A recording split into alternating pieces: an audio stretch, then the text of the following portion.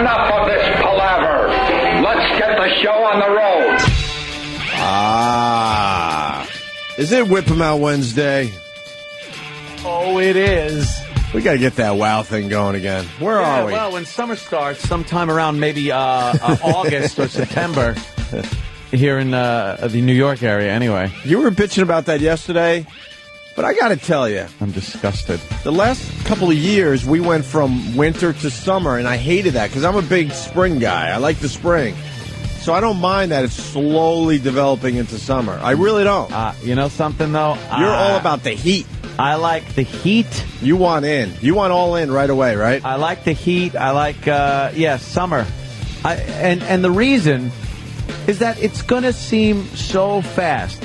When you have a summer that starts in the middle of June, then it's over. Yeah. Once Labor Day hits, the Earth knows for some reason when Labor Day hits that the it gets colder. Not necessarily. We get a few nice days. That's how it used to be, but all the seasons went take a step to the right. Well, I hope you're right. They Because took a step to the right, meaning, it used to be what? April showers bring the blah, blah, blah. Yeah, now it's May May flowers. showers bring the June blah, blah, blahs. Well, you know what I'm saying, though? We moved a little to the right. When September rolls around... That should make you happy. We all moved to the right. But here's what it is. We moved to the right for you, Anthony. No, when September rolls around, you're not going to tell me the entire month of September is going to be weather in the 90s and 80s, 85, 90 degrees like August is supposed to be. All right, we It's got a lot of creeps that listen to the show, and I Yes. mean that lovingly. Ghouls. Someone will remember this conversation because the stuff you remember, we don't remember. Yeah. It leaves our brains, but for some reason, you guys remember your everything. names, where we met you. Right. Mark this word. Mark this day. September is going to be solid. Solid. All right, well, from your mouth to God's ears. You know what I love about Labor Day? We're not even close. But I'm a big beach guy. Yeah. And like August, how many days in August? 31. All right, 31. So August 31st, beach is packed, lifeguards, Yep. snack bars, everything is rocking, and business is booming. The next day, they decide, Ghost town. yeah, lifeguards aren't needed anymore, and the snack bar's closed, and you're Ferry schedule changes to one ferry a week. right. It's like, And it's the same exact weather as the day before. yeah. Business is still booming. Keep the stupid lifeguards out there and keep the snack bars open because we all need our curly fries.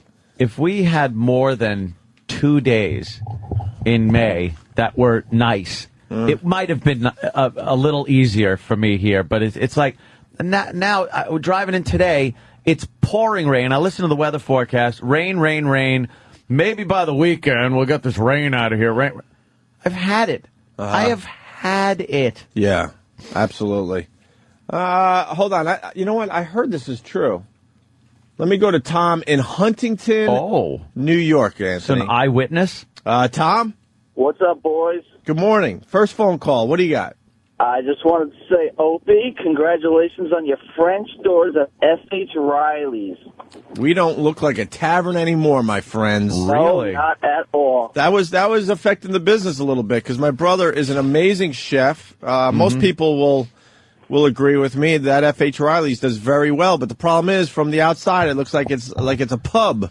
So a lot of the locals who don't know about the radio show, they don't come in because they think they're going to get a burger like beer food in between drafts. Yeah. So brother Brett said, "F that, I'm going French doors," and he put them in yesterday. Looks great. Well, how about this? Someone take a really nice picture of it and send it in, and I'll tweet your picture of the French doors. What are French doors? They open up to the air. Now that's, And then you put some tables on the sidewalk. So that and then it looks very inviting. That's where the window was. That whole thing is out. That whole front wall thing. I don't know, Tom. Blew it out. Yeah. Is the whole front out? The whole front, it's just all windows. It's gorgeous. So to the right of the door as you're walking in. Wait, you're there right now? I'm right now. I'm on the corner of 110 and Main Street right now, and I'm pulling up to it right now. I'll take a picture of it right now with my camera phone. All right. Dan, you want to take F.H. Riley's French door pictures today? I would like nothing more. All right, Danny at opieandanthony.com. Okay, Danny at opieandanthony.com. I will tweet the best picture of the French doors at F.H. Riley's. Tom, you might not have the best picture. I'm sorry. I don't know. There's no cars on the street, and that's why I'm going to have the clearest view. All right. I appreciate the phone call. Yeah, we're very excited about that. It's gonna change the business a bit. Make it inviting. Yeah, Maybe you go there and you get a little table on the sidewalk now. Look at that. Look at that. Then a hit goes down. Watch out. Yeah. No, that's good news because it always looked like a pub. My brother did the best he could from the outside. Inside it doesn't whatsoever. But people are just stupid. They walk by. Oh, well, it's a pub. They look in the window. They see a bar. Yeah. They're like, well. Yeah. It's just the next step. When you own a restaurant, it's the next step. Business is very good, but now this will really put it over the top. I've never been there when it wasn't mobbed because I was always there for show events. I know, for something where there's just pests all over the place. Pestilence. Yeah, like Pestilence. New Year's Eve we went in there. I never went in there just to like relax and eat like a quiet meal. Honestly, on a slower night, it's great because you just mellow out. Yeah, we're there. We're pushed up against a wall, like yeah, sweaty hands touch you. Dude, all right. I know. Trying to eat like finger food, and they're shaking your hands with their sweaty mitts. What's worse than a nervous, sweaty hand? Oh, isn't that great? A lot of pictures when you put up F.H. Riley's is me and the ex. Oh, really? Oh, yes, Yeah. it's Steve from Bayshore. That's his ex. And Steve from Bayshore. Well, that was a very famous picture. You're a part of course. We should put that on the celebrity wall. Are we allowed to? F.H. Riley lore. Are we allowed to put it on the celebrity wall? Sure. I'm on the celebrity wall. You're on the celebrity wall, and I think we got Clark Gillies, and that's it. Why not? I have to get and some black boxer that I think won the Golden Gloves or something back in 1955. Ooh. That's our celebrities for our restaurant. My mom got sick of changing the pictures in the frames at home, I guess. With 3 kids that are, whatever, as far as our relationships go. She's over the years had to do a lot of changing in those the picture frames that have about 20 pictures in them of family and stuff like that. So now I noticed a picture was just shoved in the picture frame, covering another picture. Oh, really? On the outside. So you could just flop it away. And I flopped it away, and look who was under there. And do you play guess which X is under the new picture? Yeah. Guess what X is under the new picture? Oh, wow. I was thinking it was blah, blah, but no. We go way back to this picture. Wow, really taking it back. More rain means lower water bill, meaning lower taxes on Aunt's phone bill. Whatever.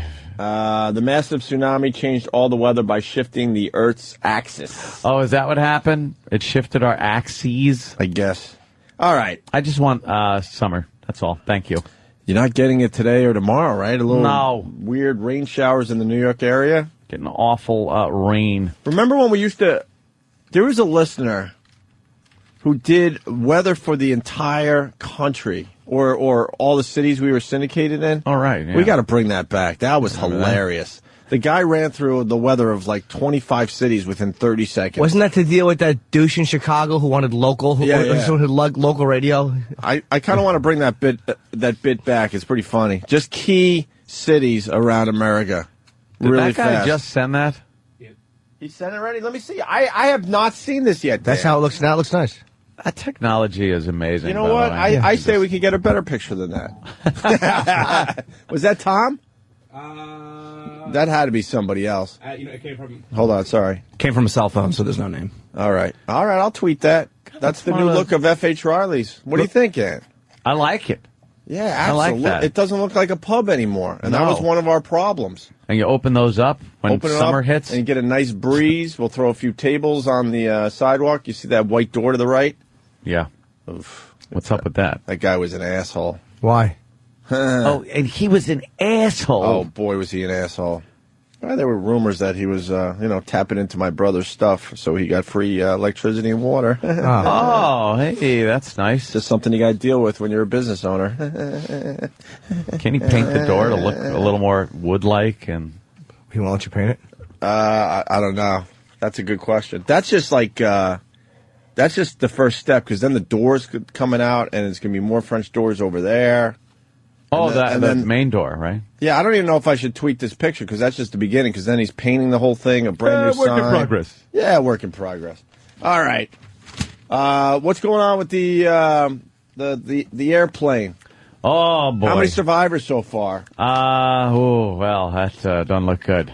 Why so can't far, a few people 0. survive a plane No crash one in the year ever survives 2009? those big ones. But there's got to be something. Well, you get something like Sully, lands in the river, everyone lives. No, It's I'm a happy story. I'm talking horrific plane crash. Someone does survive. Where the whole thing comes apart at about 35,000 feet and What about a big airbag inside? big airbag, or just fills up with those styrofoam peanuts drop from the overhead compartment. But why- You're all just stuck in them. They probably can figure it out, but it would probably be way too expensive to change Yeah. all the planes over to this idea they got that I don't where think maybe that- a few people would end up surviving. I don't I'm know, not talking about 500 miles an hour or so. Yeah, I know the Parachute some kind of parachute which you could deploy when you were beyond help is the only way. But what would happen is it would probably there would be times where I would accidentally deploy it. It would bring a plane down. Yeah, man. Like it would Big balance out lawsuits. probably. Yeah. Yeah, this is just badness. really. This thing, the plane, has a great safety record. The plane itself, Air France has a pretty good safety record. This, I think, is their worst crash in 72 years of business. They're saying this is going to be the worst crash since 9/11? 2001. Yeah. Since 2001? Or that other one that happened just after 9/11 Over Queens? Oh, is that American what they Airlines. meant by Maybe. There's I'm like not, November. I'm not sure. because they Yeah, said November, 2001 yeah. and I was That's just what I'm getting assuming the thumbs up. I was assuming the big 9/11 thing, but I forgot there was another plane crash that year. Oh, and then we freaked out thinking, oh boy. I was on a train when all that was going down, like, oh, they're at it again. Yeah. Up But- to their But shenanigans. that just turned out to be a strange coincidence. Yeah, but that was that was 2001, and now we're looking, 2009, and here's a biggie. It looks like weather related, but now a Drudge Report was saying that apparently there was a bomb threat made Great. before this plane went missing. But it was in Buenos Aires, right? Stand back, Buenos Aires. Hi, I'm just singing a little of Evita for you people. A little Evita while I punch up Drudge. Well, they said it might have tried to turn around too. Bomb threat, Air France in South America, days before flight disappeared over Atlantic. And then, let's see, the airport safety delayed an Air France flight this evening. That was May 27th. Before departing for Paris, immediately after the company received bomb threat over the phone at the airport in Buenos Aires. Buenos Aires. So, they got a bomb threat. Whether that means anything. But, wow. That thing came apart. They found a couple of seats, one seat cushion, I think, and then some metallic pieces, a couple of plastic pieces, just nothing. But if a seat survives, come on. If you're strapped to it, you think... Come on, let's they think said about a seat this. cushion. Oh. So it's not even the whole seat. All right, so your head survives. Yeah, exactly. When a country sends a submarine to help with the rescue effort, you know it can't be good. They're not down there going, I can't wait till the submarine gets here. Right. How far down are we? 2 miles. Right. But we should be fine once the sub gets here. You liked my impression of the fish nipping at the dead Oh, body. that's so sick to think of. Like the submarine goes down there, and then they just see that floating kind of frozen-eyed human. You're just like just floating in space, and the fish are going. Yeah. My impression, basically, the fish bites you and then has to back up immediately. Those weird, they're just weird. Fish are weird. It's creepy. They don't know how to smile. They don't know how to cry. Oh, How are they thinking? motionless faces, big eyes, don't What blink. do they think? They don't even make a face when they shit. They just No. keep, and their asshole just opens up and it floats out. And they keep going. Yeah. Wasn't me. No, not another fish laughing at this big log coming out. How would you know if they're laughing? You don't know what they're doing. They don't. They don't even move their mouth when they're eating. Well, they do that. The whole thing just kind of like opens up in a opens weird up. way, and Fish are stupid. yeah. So no survivors there. I hope it wasn't weather. That's fucking scary. But they said it looked like the pilot turned around because of the way the wreckage was scattered. It's a 30-mile trail of wreckage. Oh, So they said that there was obviously a problem, and it was at night. So, they that were could just be 30 miles because that thing blows up in the air. Oh, yeah. It's going to get scattered around pretty well. And I don't know. That's just a weird thing to go in with that much force where it busts the whole plane apart. If you were under any kind of control, you know what I mean? Like it gets hit by lightning and has this catastrophic failure, or weather rips an engine off. I don't know. They apparently don't know either. Well, Air France is probably stressing weather because you never want to say it could have been a mechanical failure unless you have to, because that scares people. Yep. To me, weather scares me more because weather you're always going to run into. Mechanical failures are very rare. Mm-hmm. But I hopefully it was probably something on the plane that was just Well, they went wrong. had that storm system, so I think they're saying they're never going to find the black box. I mean, the water in that area is ridiculously deep, over 2 miles or something. Yeah. And it sounds like that. I would go with pilot error, thinking he could handle this weather system, realized, holy shit, and like Ann said, possibly started trying to turn around and all hell broke loose.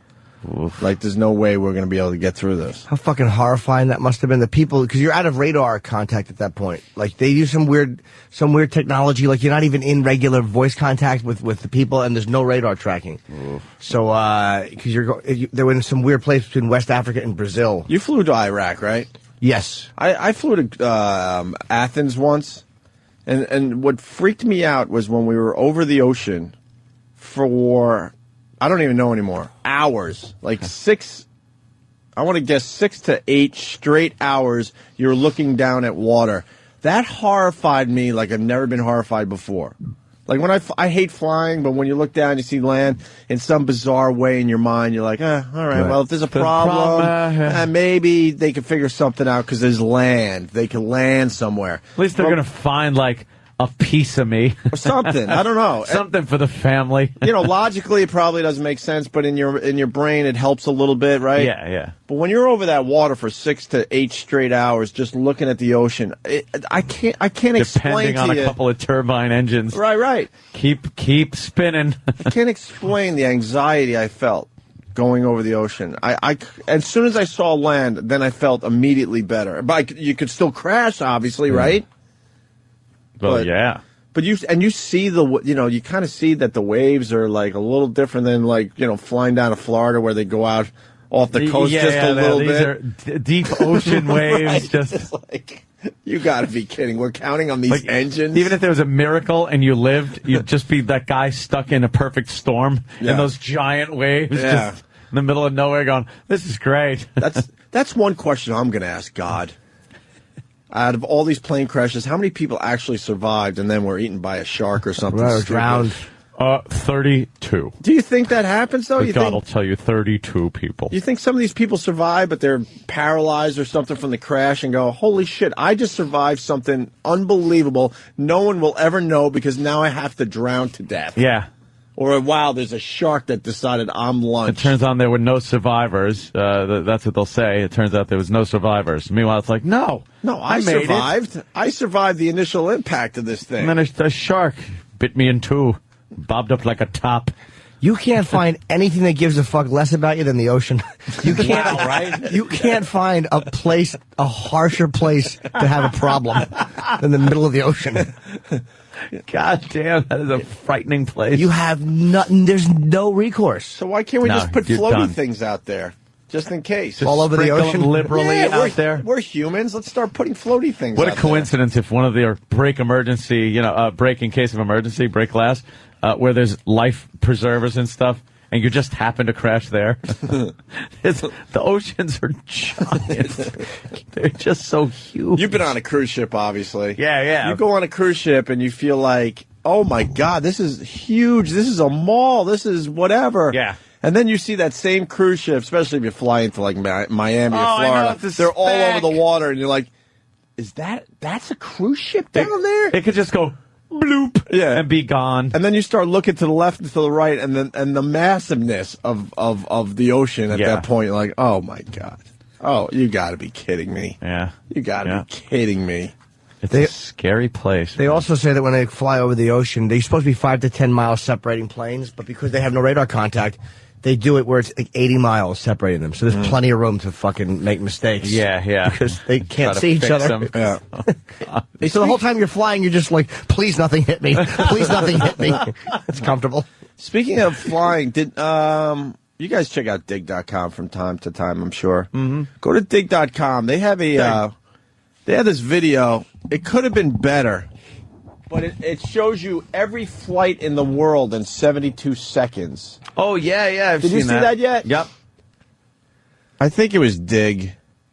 If not, it might have been. Now I gotta. We can find it during the break. But basically, it was some kind of satellite photo imaging thing, and they showed the flights, and it just looks like pollen, just pollen moving around the Earth real fast. Oh, here it is. Yeah, that is sick. Where is this, Danny? For the people at home. They could just go to dig.com. That's digg.com and just search Flight 72. It'll come up. And for the people that are afraid to fly, like myself, this type of thing actually helps.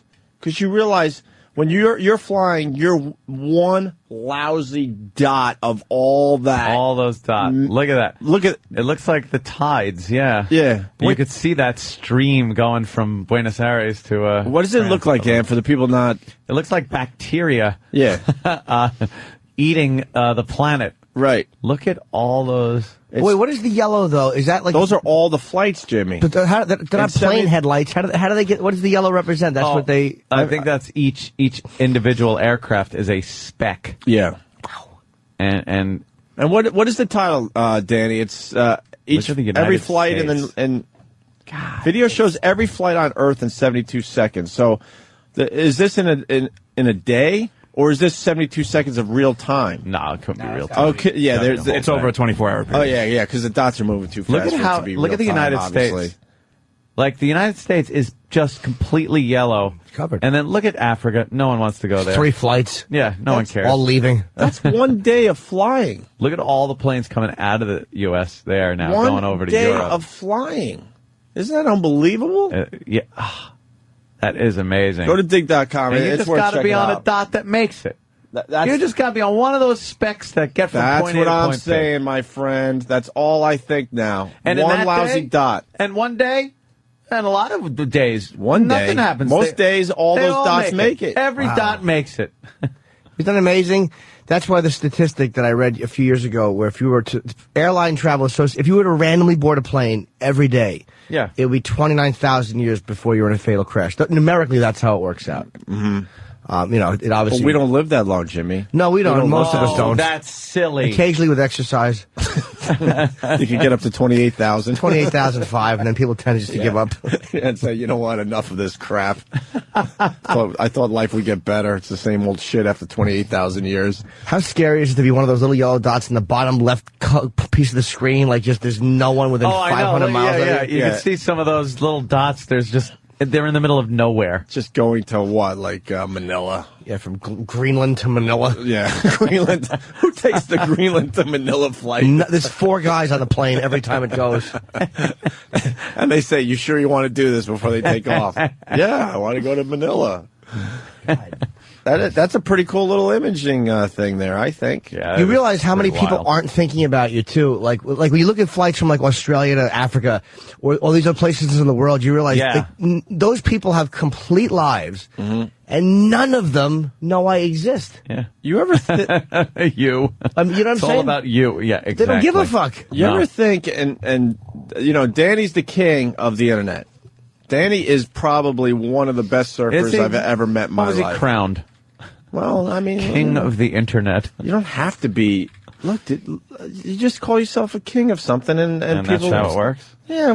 How do you think the other guy got it done? Wow. I don't know. He's still the king of all media, and Self-proclaimed. hasn't done anything in the media in 10 years. I'll tell you one thing: if Danny was the king of, It's just amazing to me. So we need titles. Yeah, well, good luck. We have them. What, They're never assholes? good. Asshole, shithead. Douchebags, I think. if Danny really was the king of the internet, he would have pulled up a picture of himself smiling in front of the internet with a crown on, but he didn't. Well, Yes. you know what? Someone's going to Photoshop that now. I'll have to take a picture later. He should. Here's my question. I don't know if Danny could figure this one out, and I think we've tried to do this before. Some dumb thing I think about every once in a while. What is, as far as the world goes, we start here. Prime time for flying. Like United States, when are the most flights in the air in the United States, would you guess? I would say There's a lot of commuters that get their first plane out. So, I mean, is it early? I would think midday. Hard to say when people are traveling too. What would you guess, Ant? You're a flying I would say expert. midday. Like what, 2 or 3? No, I would say probably noon to 3. Noon to 3. Noon to 3. That's when there are the most planes in the air. That's what I would say. That's what I would guess. It's a pure guess. Taking off from the United States. Because then I want to do it for the world. So what would be the prime time for the world? Because now you got to figure out time zones and all that shit. Oh my God, that's crazy now. Yeah, but this would be a great little question for a little math class. Any pilots listening? There's got to be I'm going to guess 9 in the morning because I'm going to guess business travelers. Like 9 in the morning for the world. 9 in the morning Eastern time for the world would be. Oh no, because Western time it had to be later then. Because It would have Western to be later, right? to get their morning rush hour. You figure that's say 6 o'clock, say 7:30, 10:30 our time. Then would cover a lot of our morning flights are still in the air 10:30, and that also covers 7:30 or 6:30 in Los Angeles. Something to ponder. Every once in a while, I'll be just doing my dumb life, and I'll think to myself, how many people right now are in the air? How many human beings are in the air right now? And you don't get answers to these questions, unfortunately. And then how many people are underwater right now? Underwater? So how many people are... You know what I mean? You mean like what? Diving, scuba diving, or in you submarines? You got the submarines, you got the divers, you got those dumb underwater hotels here and there. Those things are stupid. Do they really have underwater hotels? Oh yeah, I would love to check out one of those. You go in, you go down through an airlock. Yeah, and then you're you're up, and then you're in a little hotel underwater. Yeah. What? You haven't heard of the underwater hotels? It's insanity. Yeah, and then your room, you're looking out, and it's like an aquarium. Oh. How cool is that? You sleep there? Yes.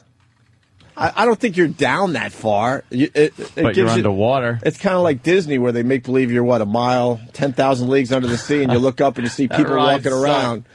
Prepare to dive. Ladies and gentlemen, we are now 20,000 leagues below the sea. But I see somebody with a Disney ear Mickey balloon. You look up and through the surface. You see a stroller. No, you don't. Shut up. We're going to go. We're diving. You'll see bubbles come up past the window, and then it'll get darker. Because we're in a tunnel now. Why couldn't they figure that out and make it a little... That was the dumbest ride. You always looked up and saw people. Yeah.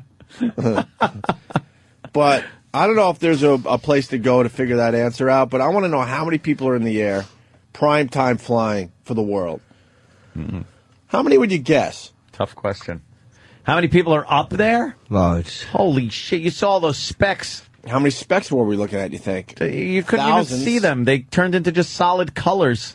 Well, Danny, look it up. How many flights a day worldwide are there? Safe to This is stat. say there's 50,000 flights in the air, prime time flying for the world. 50,000 flights. I don't know about that. Jesus, look at this one. I don't walk by. even know. God damn, is she hot? There's a bunch of pigs that work here. That one wasn't a pig. No, she has a nice body. And you should hear the banter of these broads around this place. Broads. Oh, it is the worst. Really? It's awful chatter. Awful chatter. This one girl was talking to another girl about decorating her apartment. I'm like, will you shut up? We're trying to fucking rule the world with this radio thing. And you're talking about decorating your dumb, tiny little apartment in Brooklyn. Shut up. I have some airline stats. Oh, yeah, Danny? Yeah, let's see.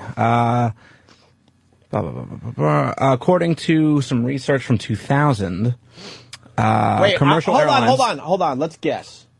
Because people want to guess. You got a number? Well, what number do you want? Like, what number do you want to guess? Busiest time? Or I don't have busiest. I just have, daily and you got how many flights or how many flights per year? Wait, so how many flights per year we can? We're going to have to do I math. know. I have flights per day. If you want flights per day, you I have do. that. Yeah. So in the U.S. Yeah, it's sort of all right, but I'm talking about right now. How many people are up in the air? Do you have Not worldwide for the day? Let's do that for the day though. That's all right. All right, how many people you think? How many flights you think in the air on any given day? Jesus. Worldwide or U.S. wide? I was up to 10 and I lost count. Is it one? Is it worldwide? Worldwide. How many flights worldwide? All right, I think. Do you know when you're at an airport and you're like 10th in line to take off. That's one airport in a city that usually has 2 or 3 airports. And they're just constantly taking off. Every what? 5 minutes? Not even. Not even. Every couple 3 minutes. they're flinging off into the air. And now think of the country, and then think of the world. I know. Let's Dude, go. This is good. That is a fuckload of flights. All right, do a little math in your head. I think in the United States, I think it's close to 20,000 flights a day. What do you think? I think. Hold on, let me think here. And then there's a couple other big countries out there. You know what? I'm going to go with an even 102,741. I'll take same number, 742. You're not Price is Right You rules. can't do Price is Right rules. I'm going 102,000 flights. I'll say Wait, a year or a day? A day. per day in the air in the world. Are they targeting Are we small going craft too? Commercial. Anything commercial. Ooh, Could be small craft, commercial. too. Commercial. I'm going to guess 30,000 flights a day. I'm going to go 50,000. Fucking, did I overbid? You might have overbid. I don't know, honestly. I hope he changes his guess, and it's exactly the number he put on to the one. I'll put it to you this way: if you come within 10,000, I'll come over there and jerk you off right now. Oh boy, I can't. Even if you don't. All right, Dan. Well, it says here, Please, don't make me look stupid. Please, every day, please don't make me. more look than stupid. 4 million people fly on commercial airlines worldwide. Wait, more than 4 million people in Holy the air every shit. day? But it's Worldwide. one giant airplane. God, was I off? Boo. So each year, that comes out to 1.7 billion people on 25 million flights. So you do the math. 25 million. You were closer up. You were way closer than us. 25 million a year. That would be Divide by about 360. 80,000 a day. It comes out to 69,444 every 69. day. Thank you. And is I win even by Price is Right rules because honestly, thank you, That's thank not you. that's not a good victory though. I bid under. We all were way off. no 50,000. I said. You You know were what, off 'cause by I said- 19,000. Yeah, how far were you off? I was over by 1. I said 70,000. I was over by 1,000. Shut Shut up. Why? You're over. By 1,000. There are You 69. said 30,000. No, I didn't. I said in a 12-hour period. So if you double it, that's 60. So there's 69,000 people in the air every day. Every day. No, if that's flights. I mean, 69,000 flights. Yeah, people, it's ridiculous. So people, What would be the average? 200 per plane?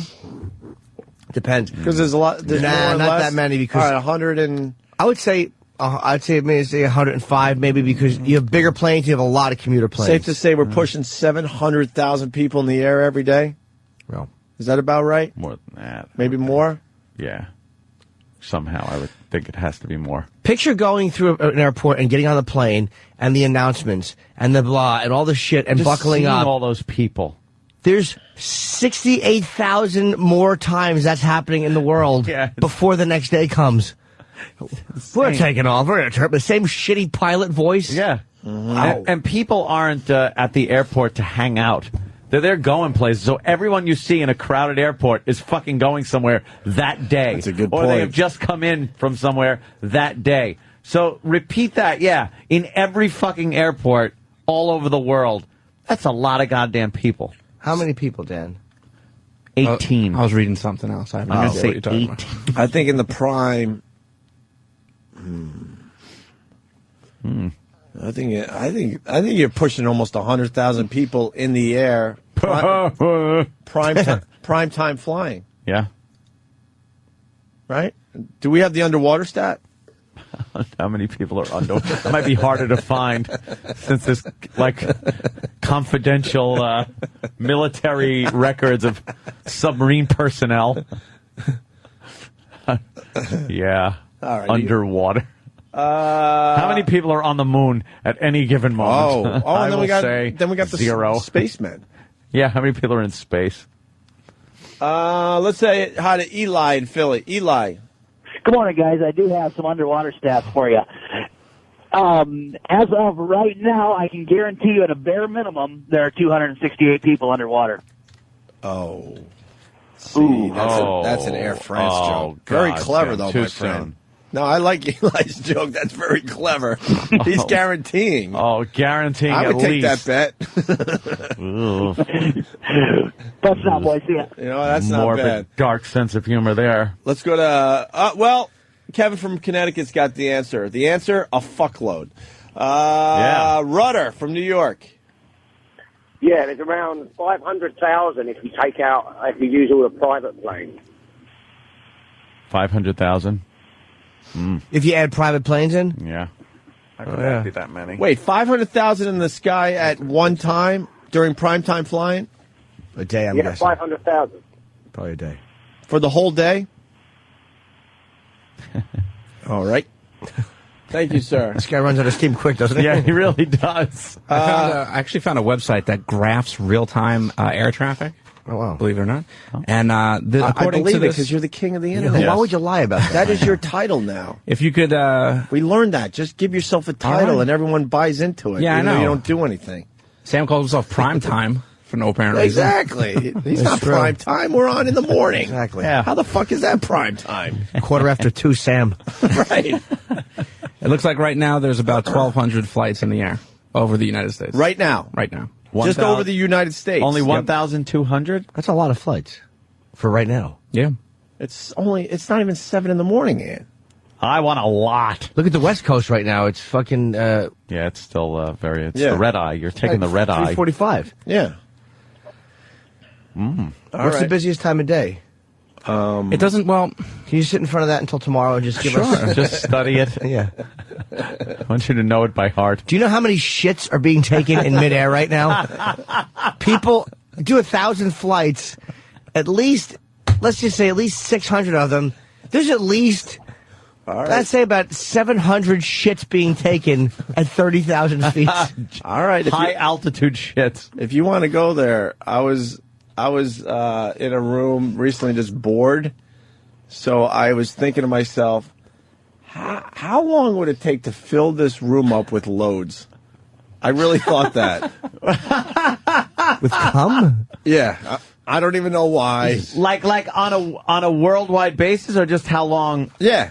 So the whole world, for how much cum is being shot out Yeah. all over the world right now, this Yeah. thing would fill up in seconds. I think it was I was going to say Starbucks, but it wasn't. It was a coffee shop, and I'm sitting there just bored, and I'm thinking to myself, how long would it take for this whole coffee shop to be filled to the brim with Wow. loads? And then you got started.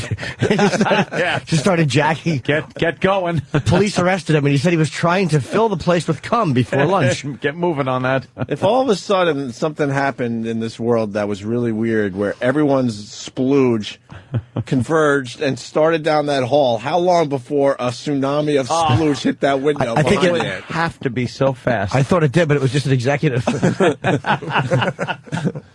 I think these dumb things. Like, how long you think? I'll try to save you by swallowing it all. Save yourselves, I'll protect you. Run for your lives. I'll wait here Like, I mean, you got to think. in my culottes. You got to think since 6 o'clock. We've been on the air about. We start a little late. I mean, we're not stupid. I mean, come That's how it on, works. give us a break. We gotta We've been on the air maybe 45 minutes. Yeah.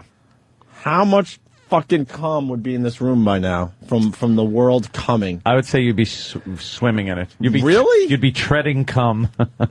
For real? Yeah. Think of all the people that are since 6 splooging. o'clock.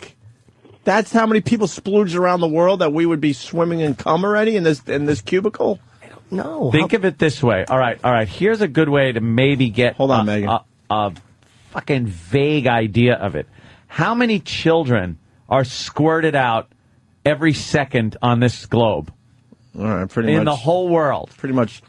I don't know. Now that's just people. I'd say- That's just definite sploogage because Right. you got to say there's a shot of splooge every time one of these babies Sure. came out at some point. So that's splooge, and then all the jerking off, Right. All the fucking that doesn't result in pregnancy, Right. Like that's a lot of splooge. So you gotta.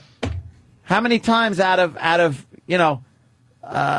every load is a baby made? I don't know. It's not that much, dude. Percentage wise, I would say it's not that much. So you take how many babies and then say that's loads. Right.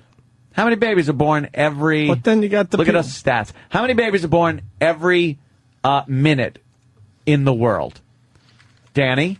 Hang on. We're giving Danny quite a workout today. But but then You said every second? Or Every minute, every let's minute? go with. Okay. all right. But then every minute, then you'll get it for the hour. Let's go with an hour. Yeah. And then how many times are you coming where it's not making a baby? Exactly. And then we can see how fast this room fills up with So now splooge. you have to think. This is the type of math I would have taken in school, by the way. Fuck that stupid trigonometry crap. Give me real silly questions. Jizonometry. Yeah, give me jizonometry. The answer, by the way, for babies born per minute in the world is 255. 255 babies born every minute All right, in the world. I'm the math guy. 255. 255. So times 60. So we got I absolutely would have thought that would have been higher. 33. Every minute? Every minute. 12, 15. So 15,300 babies born in an hour. That's a lot. 15,000. So we've been on the radio close to an hour. So we're heading toward 15,300 babies have been born since we started our show. All right, 15,000 loads now. That's What's 15,000. the quantity of 15,000 loads, given that each load is probably about, what, tablespoon? Mouthful. Mouthful. Steve, come here. Let's measure. He's gay. Your average load, Right. and then we got to get cubic footage of this room. Right. And then convert it to liquid to gallons. I just want you to understand that while this is being discussed, this is work for us. We're being paid for this. This is our Well, job. it made me laugh because I'm just sitting there drinking coffee going, all right, like if everyone's load all of a sudden emptied out into this coffee shop, how long would I have before I was drowning in the world's splooge? Right, in world splooge. You So don't now, think this weird shit? Am I the only one? you got some sperm quantity stats, Dan? All right. Thought I saw something. The average volume of semen produced is 2 to 5 milliliters. So All I right, guess 2 All to right, I'm 5 out. milliliters. That Let's metric shit kills me every time. I'm out. let's say 3. 3. You can't go from 2.5 to 5. 3. Well, he said 2 to 5 Oh, 2 to milliliters. 5 2.5 milliliters? or 2 to 5? 2 to 5 milliliters. So Two, average anywhere would be between about 2 and 5. You'd figure like 3.5. Well, now it's 3.5. That adds a decimal. We're never going to get Yeah, that let's done. go 3. Let's just go 3. We'll keep it on the low side. 3 even. liters? 3 liters? Jesus Christ. That counts elephants coming and blue whales. That's horse gag shit. 3 milliliters. 3 milliliters. Milliliters to ounces conversion coming up. Oh, Hang on, boy. hang on. Yeah, help me out with that. We need ounces. We need American measurements. Remember when we were growing up? We're changing to the metric system. We're headed toward the metric system. We're all going to have to learn it, or we'll be left behind. And then then a year went by, and I think it was it Carter or someone went into office and said, "This is stupid. We're Enough not of this doing metric." crap. So forget everything you learned in the last year or two. Don't worry about it. Garbage. Right. All right, what do we got? Well, let's say About 1 ounce? about 30 milliliters, roughly. What? That's 30 milliliters is 1 ounce. It's 1 ounce. So 10 Loads. 10 loads. 10 loads. is an ounce of 10 loads is an ounce. All right, so All right. so take the like fucking 0 off the end of it. No, I'm going with 10 loads equals 1 ounce. 10 loads is an ounce. What do you want to call it? Baby batter, jizz, splooge. Loads. All right, 10 loads equals 10 1 ounce. loads is an ounce. How many ounces in a gallon? I really don't All right, know. I let's really go. don't know. There we go. This shit, that ounces and that fucking metric crap. Danny's All going. right, 1 gallon is 128 ounces. 128 ounces in a gallon. All right, so now we're talking 1,280 loads will equal a gallon. All right, 1,280 loads. 1,280 So loads let's go 1,200. Keep it even. equals a gallon. No, because we already lowballed. Oh, okay. Then round it up. We could safely round it up to, let's see. 13. Well, all right, we'll go 13. Yeah. That's a safe roundup. 13. 100 loads equals a gallon. Was it 100 or 1,000? 100 1,300 loads. is Okay. a gallon. Okay. All right, and Now there's- take that gallon of cum and just pour it on the floor. Well, hang on, It's only going to because- make a little puddle. We got You're a long right, way you're to right. go. We got we're going to a get long to the way to bottom go. of this because 1 cubic foot Right. is 7. Let's just call it 7.5 gallons. All right. All right, So as hold long on. as we could find the cubic footage of this room, we have the answer to 1 cubic foot is 7. 7 point. Yeah. Okay, so there's our answer. 7 gallons. That would fill this room. Yeah, because this place Get is it? It's a tiny. small office or studio. But you got it, right? I got it. Whatever. Hey, how 1 is cubic that? what? 1 cubic foot. Yeah.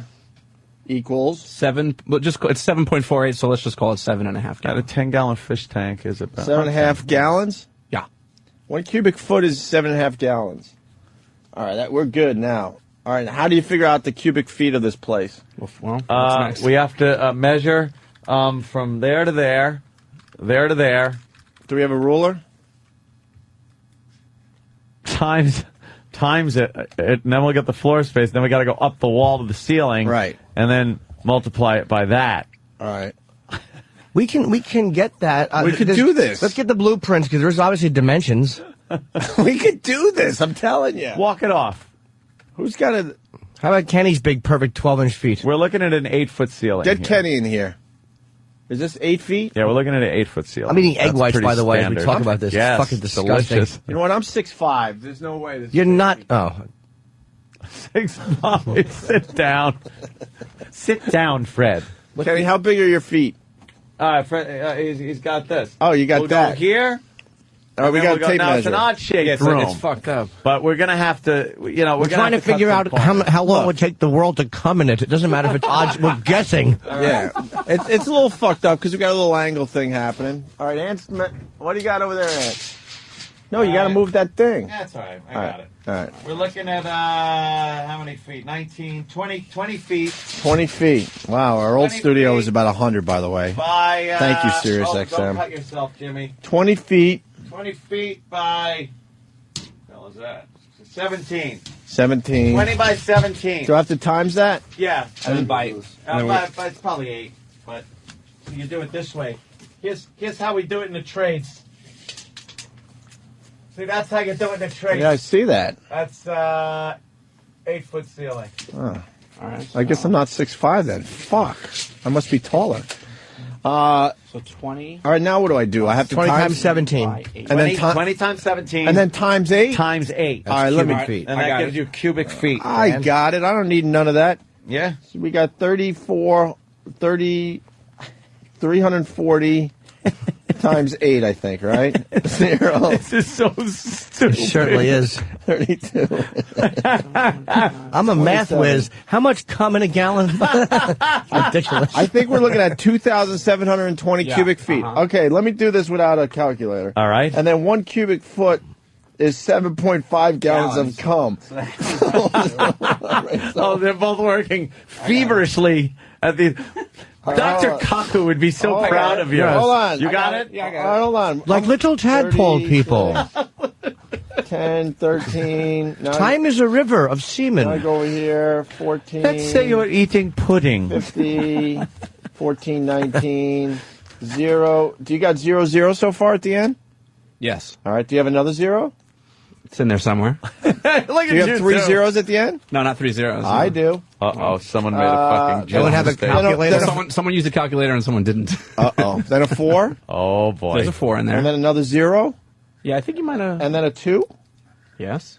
I What are you got looking at? 204,000 Maybe I did mine wrong. gallons 204,000 gallons? 204,000 gallons would fill No, this that's room up. no. You got an extra 0 in there somewhere. It should be 20,400. What the 20,000. fuck? Oh, wait. Decimal point. Yeah, see? Hold on. Let me do my decimal point. That'll fuck things up. You're right. Decimal point, move that over. You got 20,400? 20,400 gallons of cum. Okay, I just moved the decimal point. Fuck. 20,400 gallons of cum. 20,400 gallons of cum fills up this room. Now, how many loads is that? Oh. Oh. Wow.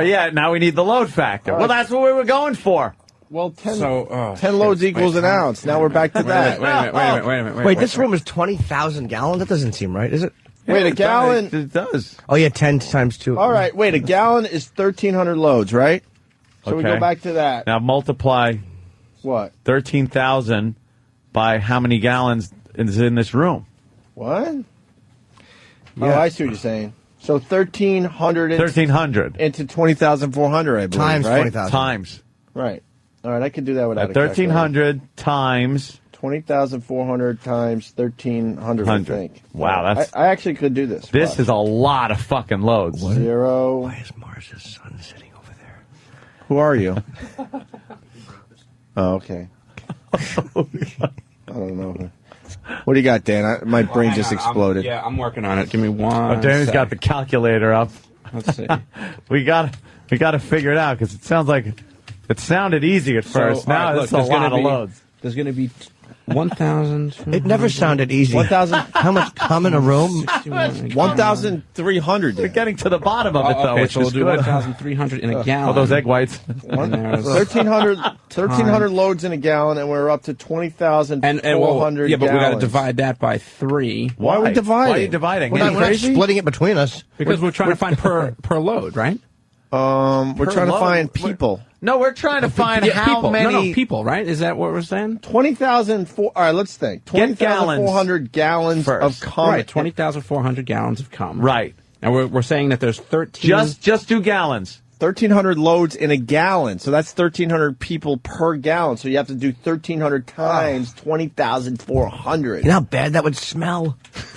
Imagine putting your nose over the container. How bad that would stink. 13,000 times the amount of gallons Right. in this room. Right. Why am I the only one that 2,400? thinks this shit? You don't think weird shit when you're just hanging out at a coffee shop? But Yeah, this is you the think worst it- discussion ever had on a radio But show. no one actually does the math to Yeah, figure it out. No one actually gets on the computer and says, all right. and takes out tape measures, But- measures the room. But the other thing I was thinking was, how fast would you just be drowning in cum, or would it Right. be slow enough where you'd be like, you know what, I think I better leave this coffee shop. It's All right, filling I got up a with number. cum way too fast. Yeah. Or would it be just The instant? deluge Right. of cum. Right. All right, The let's- shining doors opening. All right, You how got many it, Danny? How many guys coming would fill up this room with cum? How many guys would Well, it take? If the number is correct, which is the 1,300 times the amount of gallons, That which is should be. 2,400, well, 20,400, it comes out to 265,200,000. 265 million. Loads? I'm starting to get confused now too. Yeah, that's how many No, I, You said loads 1,300. it would take Yeah, to fill up with this room. 1,300 times, and then we're doing the 20,400. 20,400. it would have to be 265,200. You didn't say million in there, right? You did say million. Yeah, you did. Yeah, I don't think that's right. You Dan. did. I think, I think more I than think it's 200,000 loads. No, I'm sorry. It's 26 million. 26,520,000. 26 million no, how do you get loads. Oh, 200. Oh, okay. That sounds right. Wait, say that Yeah. again. 26 million. Just call it 26.5 million. Loads. No, Yeah, 26.5 no, million. because we only have 20,400, right? Yeah. Divided by 1,300. No, times. No, it's times. You said I mean divided by- times, Yeah. right? 1,300. Yeah. that Oh, about okay. fits. Yeah. That about works. Okay, you're right. It's a lot So- of loads. So that is a lot of loads. Now, to figure out how many people are actually coming in the world They're- is impossible. Yeah. That's our variable we cannot retrieve. By the way, Keith in Niagara, or Niagara, Niagara. Niagara. Is it a country or is it Buffalo? Niagara. Yeah. Which one Niagara. is it? Okay. Opie equals worst daydream ever. Worst daydreamer That's ever. his formula. Wait, fuck. What the fuck, man? Well, I guess we got to the bottom of that. Pretty much. That's a lot of loads, A lot of loads. We'd be drowning in cum. Ugh. but I don't think it would be very quick. No. As quick as I thought. Yeah, it would if they did it all at the same time. That's my point. With a big funnel. No, I was thinking. I want a big, huge funnel in the ceiling, and they have the cum. Dude, it would fill up instantaneously if they all came at the same time. We just know how much it would take to fill it up. We don't know how long it would take the world just going about its business to fill this room up. That's crazy. That's a lot. Would it just be a splat here? Would it just be like That's what I was. like rapid fire? But Yeah. it's not that much. That's what I was daydreaming. How would the room fill up too? How long would it Would take? it be like I said, like a river? Would it be a tsunami? Would it be just a heavy rainstorm of cum. I'm saying heavy rainstorm. Yeah. Heavy rainstorm. But even that would take quite a while to fill the room up. By the way, this is something I really thought. Just because I was bored. All right. One guy hung up. He said it sounds like the calculations they were doing during the Apollo 13 movie. We need. All right. Check your figures. Yeah. We don't want to get in a gimbal lock and have. Yeah. Gimbal lock. You come on our heads. You come up our nose. Yeah, there you go. Oh, well, okay. All right. Yeah, Charlie Dick wrote 26,520,000. Commas help. Oh, whatever. People are figuring it out. Yeah. Well, do the math yourself now. I think we gave you enough to go on. Yeah. Rob in Virginia, way to get the gay out of the show, boys. Let me say hi to Nick in Jersey. Nick. Hey, Ope. Hey. You're scaring me. Why? I was thinking about this for years. Is there a steady flow of cum constantly? As we're talking, having this whole conversation, somebody's coming. When that guy's done coming, somebody else is coming. I would think there's a steady flow. Oh, yeah. The cum flow never stops. Yeah, of course not. Of course not. Never stops. Thank you for... But how wide is the stream? Yeah, that's what you got to worry about. How about this one? Let's say we all had to come in the cum river. Would that river be... Would that river be more impressive than the Mississippi River? Wow, would it be? I don't know. Would it just be a little stream? Would it be a torrential, like whitewater rafting river? The rapids. To quote Lewis and Clark when they found the Mississippi River, that's a lot of loads. And would you bring your family to check out the cum river on summer vacation? Yeah. Yeah, you'd have to take pictures of it. Yeah, that's how fathers figure out things. If your kid's leaning over the side of the raft with his mouth open, you got a lot of work to do. Oh, and hey, little Jimmy, you the guys are the best. Nick, you really have thought this weird shit, too? Oh, my God, for years. Oh, good. My buddies thought I was sick. Good. I'm glad to know there's somebody else out there like me. I'm not alone. Because I try to wrap my my mind around I try to wrap my mind around how many fucking people are living. And then you start putting weird shit together, and you go, "This is insane. You can't even think about it." It is more a test or just kind of a trying to get an education, trying to get your finger on how many people are actually on the world, and put it in some kind of a thing you can understand. Cum going down a river. You know what blows my mind? You walk around all day. We live in a huge city, New York City. Why don't you ever see one lousy person wearing the exact same shirt you're wearing? It happens, but it's so fucking rare. So how many different fucking shirts are they making on a daily basis? That's weird to me. We're doing calculations for the cum. Did you include Peter North in that equation? Well, that's a good point. Can come. Why Peter North was? Oh boy, he's the rock star, load kid. He's the load kid. Yeah. Guys, I got to get to work. All right. Hey, thank you, sir. We're gonna go to Megan. She used to work at an underwater hotel. You guys are making me ill, first of all. And second of all, I'm at work now and I can't talk. It's too late. I sat through that whole conversation. Wait, Megan, why are you ill? Just because we learned that. What's the number again? It's a little early to be picturing, a room full of that. All right, hold on. What's the number? 26.5 million. 26.5 million guys coming would fill up this room. Yeah. All right. Now, let's line up whores. How many whores would it take to suck the cum out of this fucking room? Oh, God. Now, you got to think. Jesus. Some of these whores could take a mouthful. They're not just going to take a little lick. Wow. They're going to be troopers. I am a high school biology teacher, so now I have my teenagers streaming into the room. So unfortunately, I can't really do that. All right. Maybe you could start testing that theory we have. Dan, all right, now we got a room that's got what is it again?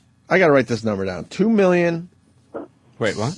2 million what? 652,000 loads? No, it's 26.5 million loads. All right, yeah, 26.5 million loads. Okay. How many whores would it take to suck the cum out of the room? $26.5 million. Yeah, I would think, one load per person. Yeah. Some of these. Come on. No, I think what Ope is saying is that one mouth can handle more than one load. Yes, one mouth lining up, going. All right, I'll you take. mean mouthfuls? Yes, I'll take my share. Oh boy, this is more goddamn fluid math. Well, now what's the temperature? Because is it beginning to coagulate? Jimmy, take a mouthful of water.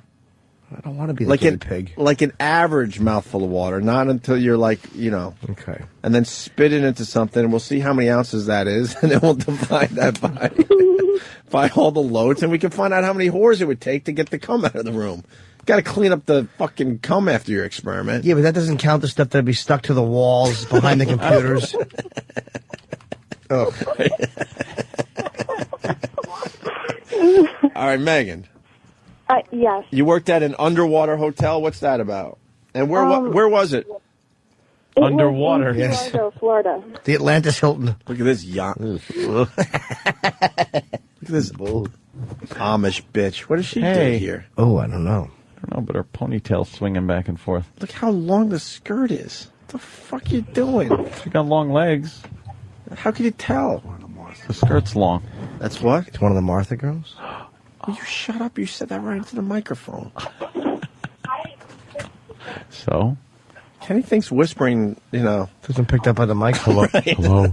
Don't tell anybody. Don't. That's the boss's daughter. I'm sexually attracted to you. But Kenny, the mic's on. Oh. Not you. Megan, where was this hotel? In the Florida Keys. Oh, yeah. All right. Yeah, and you And were... it was just really funny because they had brochures that made it look all beautiful with tropical fish swimming by and beautiful clear waters. And if you go there, it's actually in this lagoon that's kind of algae covered and really dark. And you can only see like a foot in front of your face. And you go down there and it's all like moist and steel and like being in a sub. And they charge $300 a night. Where was this again? In the Keys. How far down did you go? Yeah, how far underwater? It's like 20 feet underwater. 20 feet 20 feet. underwater? Now, how did you get to work every day? Little submarine? Well, I was a marine biology instructor, so I didn't work in the hotel, but I went down there a lot. And it was, you have to scuba dive down. You have to scuba dive down. Oh, really? They don't have like a secret little passage that no one really sees where you're just kind of going downstairs? No, it's just like this steel box sunk in the middle of the lagoon that you have to swim down to. That sucks. It's really small, and they make it sound like this amazing underwater resort. Wait, that's how the fucking the guests get there too? Yeah. Well, how do you get your luggage in? Well, you really want to know? They have like how those waterproof bags that they have for like underwater cameras. They bring all your luggage down in like one of those watertight box things. And then what do you do in there? You sit there and you look at like the two little sad fish that swim by in a couple hours, and Megan rules. And you talk to each other and you say, "Wow, we're underwater in a hotel and we're going to sleep here." Is there a restaurant?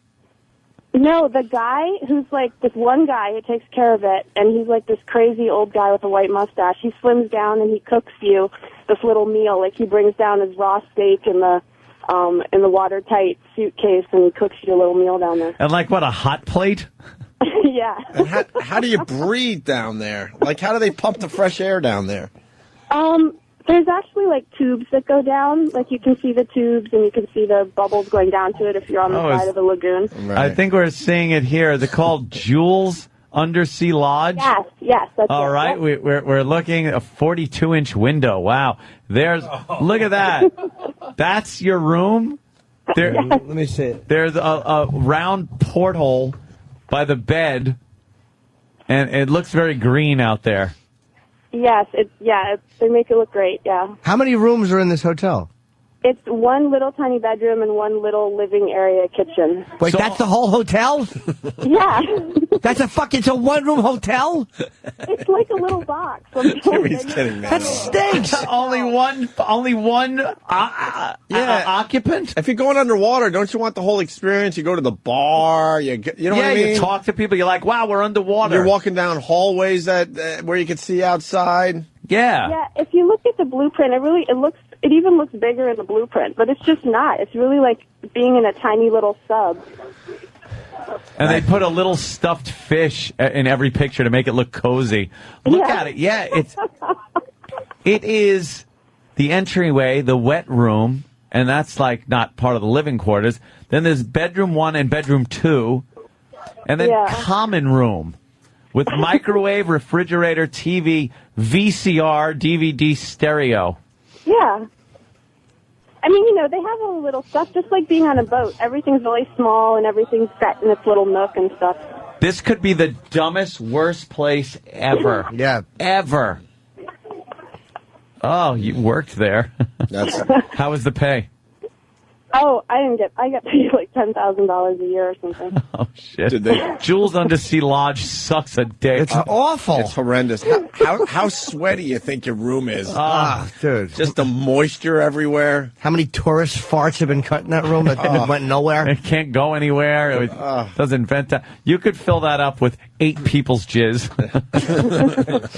Actually, they because I worked there, I could have stayed there anytime I wanted for free, and people would visit me, like my friends would visit me, and we never even did it once, because I would take them down and show it to them, and they'd be like, no, it's all right. Did it smell all like musty and yes, like totally. Like an old bilge to a ship?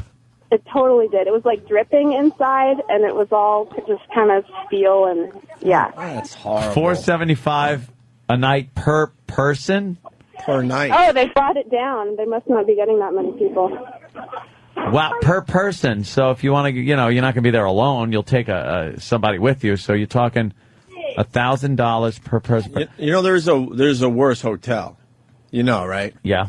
The ice hotels they make. Oh, yeah, those look How the stupid. fuck do you stay warm in those things? Those are much too... Where they carve the entire hotel out of ice, like the bar area, the bedrooms. And then think of how all the jizz would just totally freeze. Yep. That is the dumbest hotel ever, the underwater one, though. You don't like Hey, it? I gotta go, guys. It's been fun. Oh, okay. All right, Megan. Don't have sex with students. We loved talking to girls. Anytime, call us. Are there any bigger hotels underwater, though? Like real hotels? This guy lives a block from the underwater hotel. This is what I love about a national radio show. Breeze in the Keys. What's up, Breeze? Hey, guys. Yeah, when I was a little kid, I used to jump down there and throw weights and try to swim down and bang on the windows of the hotel. Imagine that you're fucking, you see a little knuckle knocking. Brown Lagoon. It's ugly as sin. You can't see. There's like... Hello? Did we lose you? He said it was in a shitty lagoon. Yeah, and you can't see. All right, call back if you can. Todd the trucker. Todd. Hey, how's it going, guys? Hey. I just called to tell you, when I was a kid, saved all my loads in a mason jar to see how long it would take to fill it. And the answer, 43 days. 43 days? You must 43 days. I would Jerked say you were every day. jerking off a lot. Every day. Did you? Jimmy's getting all nauseous. Did you then just pour it over your head in the shower as a goof? No, it was like a hard thing of lard. It was like a fucking can of smelly lard. It's like that jar of mayonnaise you forgot you left out after making your ham and cheese sandwich. This is horrible. It's all just crusty, dried. Thank you, sir. Let's go to Mark in Toronto. Mark? This is one of the most riveting conversations you guys have ever had. I love it. Yes, thank you. This is the reason I almost got kicked out of college, was because one of my roommates and I decided that we would do a paper on the viscosity of semen and what if our major waterways had the same viscosity as semen. So the Niagara Falls would flow at 1/19th the speed. You wouldn't be able to walk on it, but if you lied down, you'd be able to roll across a river made out of semen. And you could roll across the There's river. no fucking way, man. Come on. And we were... Yeah, silly. Where do you think that comes from? Rolling on the river. This guy rules. He figured it Well, out. you know, have you ever seen... Wait, you can actually float down a river of cum?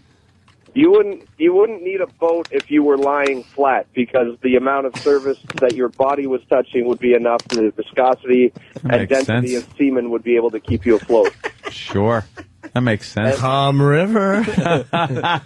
Would it be like putting we were good. cornstarch in water? Yeah, when you put cornstarch in water and mix it up. Same idea. And the dean, when we got in shit after handing the paper in, was kind of cool with it, thought it was humorous, till he asked us how we figured out what the actual density and viscosity of semen was.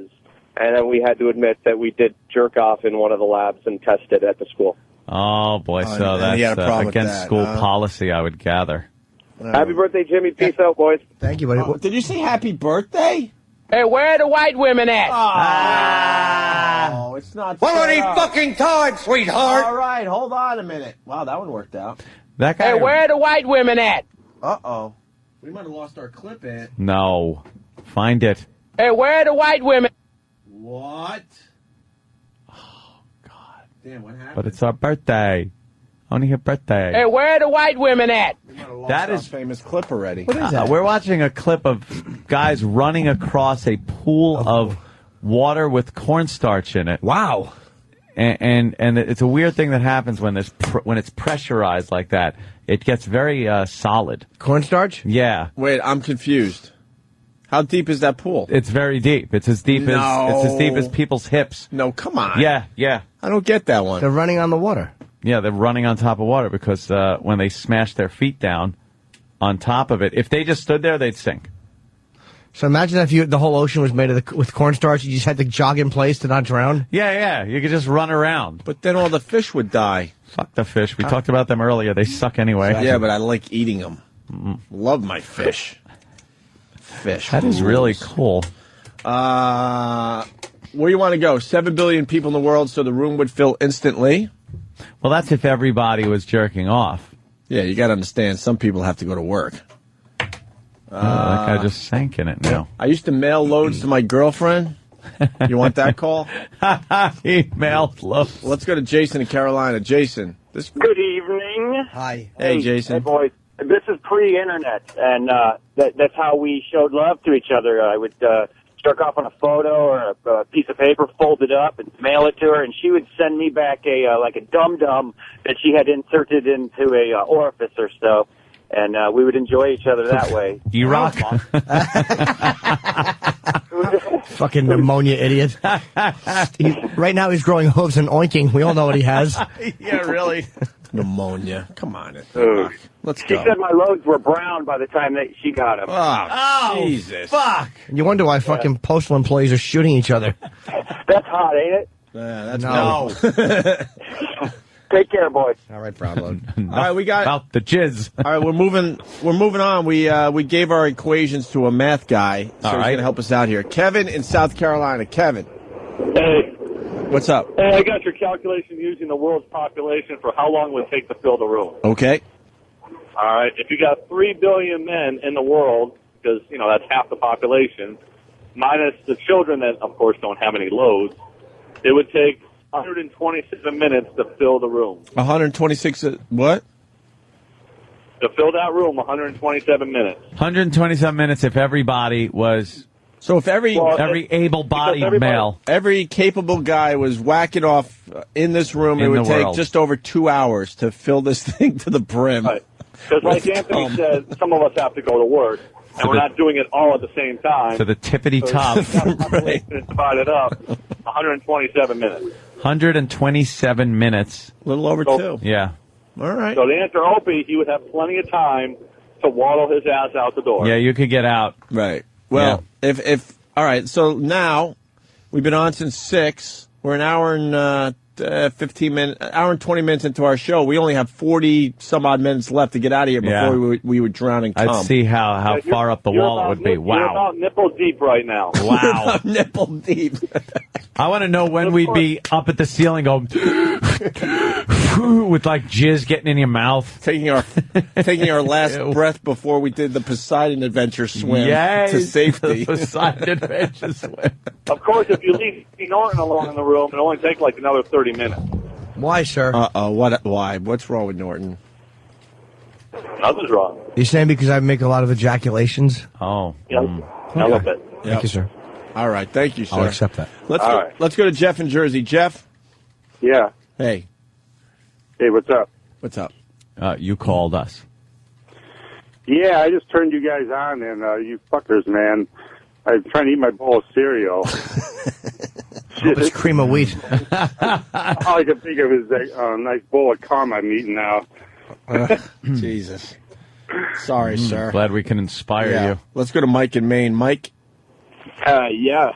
I was just watching Ghostbusters 2 last night, and I kind of figured the river of cum would kind of look like, when they're trying to measure the river of slime, and it comes up and grabs them and right. fucking hauls them into the river.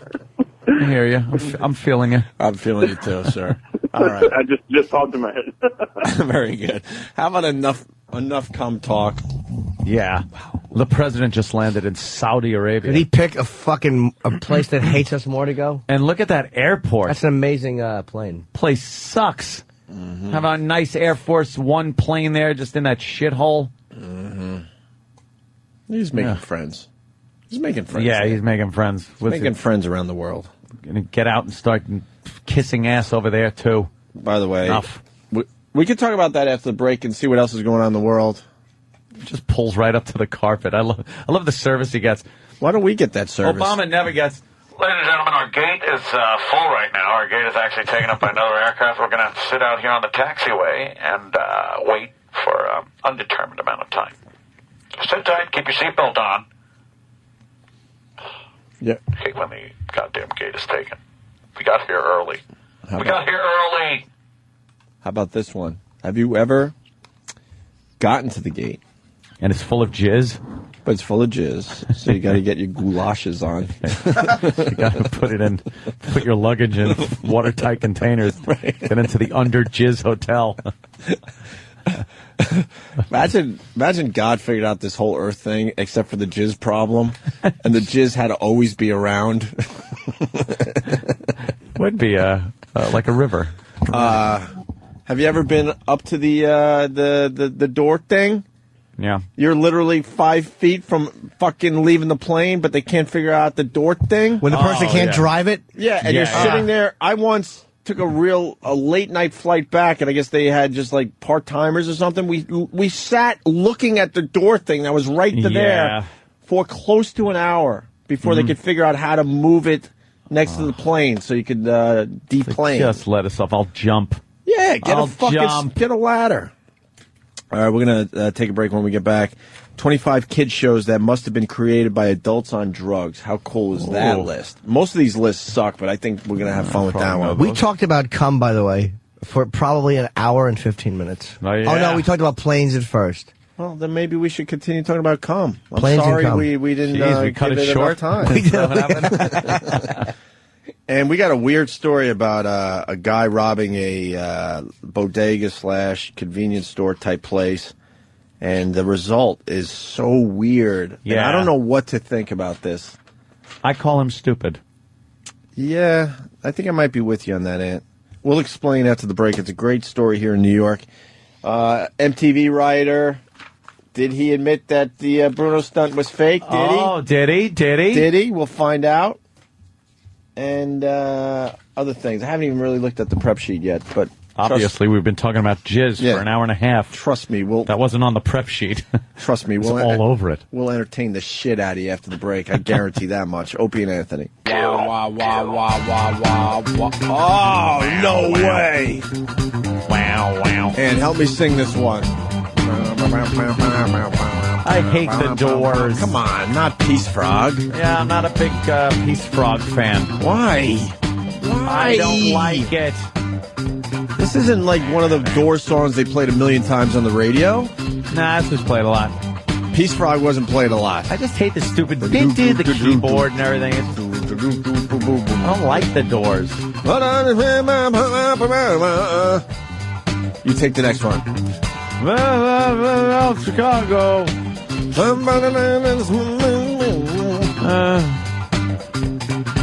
don't think the vocals are kicking in anytime soon. I know. That's what sucks about these things. Opie and Anthony.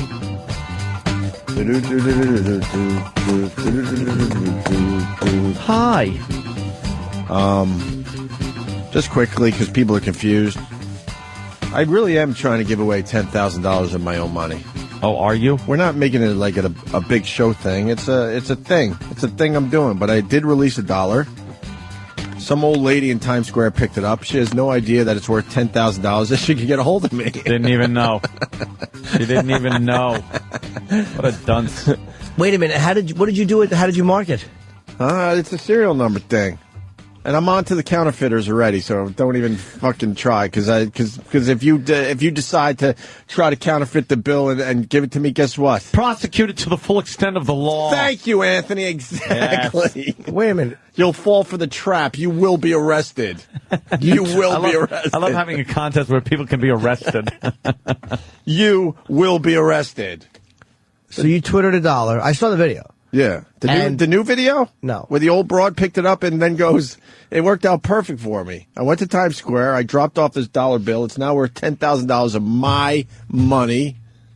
There's other things that might be involved with this contest. My money. My money. So some old lady has it. So wait a minute. So let's just say. See, the whole thing is there's a dollar bill out there. Yeah, the old lady picked it up. But did she spend the dollar? Is the dollar bill now somewhere else? And she had a southern accent, so did she leave New York City with the dollar? So let's just say the lady here, she spends the dollar. Yeah. She goes into a bodega, and she buys whatever old ladies buy. Hopefully a headstone. And she gives it to the savage behind the counter. Right. 3 minutes later, a man with terrible underarm odor and an uncircumcised penis walks in. Yeah. And buys whatever product he does. We know it won't be breath mints. Right. And then he gets on a plane because he's on his way to JFK. Right. And then he flies to whatever country he lives in. Well, that dollar's gone forever. well- So unless they're twittering in West Africa or France or Cuba, well, there's no That's place the to Cuba. beauty of me. It's the beauty of me. I don't think. I'm starting to think maybe this never gets found again. But who knows? I have okay. But who knows? Here's what I'm doing. I have $1, and what I'm going to do is I'm going to make this worth $3 million. Same thing, except I'm just going to keep it. But I released the dollar in Times Square, and the beauty of the video that I filmed, an old lady waddles up to the dollar that I just dropped pretty much in the middle of Times Square, picks it up, and she's all excited. And at the end of the video, she says, what does she say? Too bad it isn't 100. Yeah. She goes, why couldn't it be 100? Not knowing that it's worth $10,000. Yeah, she just picks it up. Look at her with a stupid old lady, too short pants. And What? people are like, why didn't you... Oh, God. Look like Steve Spaz. I found $1. Yeah, they look kind of like capri pants. And people are like, why didn't you show the old lady? I'm like, because I don't want the old lady getting mugged. Yeah. You could tell it's an old lady. She picked up the dollar that I dropped in Times Square that's now worth $10,000. When you dropped it, no one said, hey, sir, you dropped $1 or you dropped money or you dropped something? No, I kind of walked out of the area I saw quickly. You like put it behind you and you let just go. dropped it. Yeah, and just kept walking. I didn't hear anyone say that. No. No. So there you go. It's my little silly contest. How great would it be if she had just picked it up and walked right over and said, "Hi, Ope, hand me the cash." Dude, could you imagine that if somebody was there that knew that you and I did film another version, just in case version where you run away with a. And I swear this is true. And maybe the guy could call because he does follow me on Twitter. I dropped the dollar bill. And I was hoping it was kind of windy in Times Square, so I was hoping the dollar would just fly away. It literally dropped at my feet. The guy next to me picks it up. I'm still filming. And all of a sudden he goes, "Holy shit, Opie, what's up?" And then actually said to me, "Are you Twittering?" And then handed the dollar bill back to me. Holy shit. So what you just said almost happened. Wow. Swear to God, that is a true story. And if the guy is listening, maybe he'll call in to That guy verify just my... went, yeah. hey, yeah. by the way. Yeah. So, the video is on Opie Radio on Wow, YouTube. that's We're not close. going to spend much time on this on air. It's just one of my dumb things I'm doing because close. I'm bored to shit. Bored to tears. When we're not doing cum calculations. God, Opie's idea sucks. Great contest, asshole. I don't know. I mean, the fact is... That's the guy that picked up the dollar and gave it back to you. You know what? Fuck. Sucks. The fact is, I'm telling you, mark my word, it's not... If you find that fucking dollar, I will give you $10,000. I will. taking that chance. And you'll get to see Opie cry. Yeah, well, as he's doing it. God damn, you're right.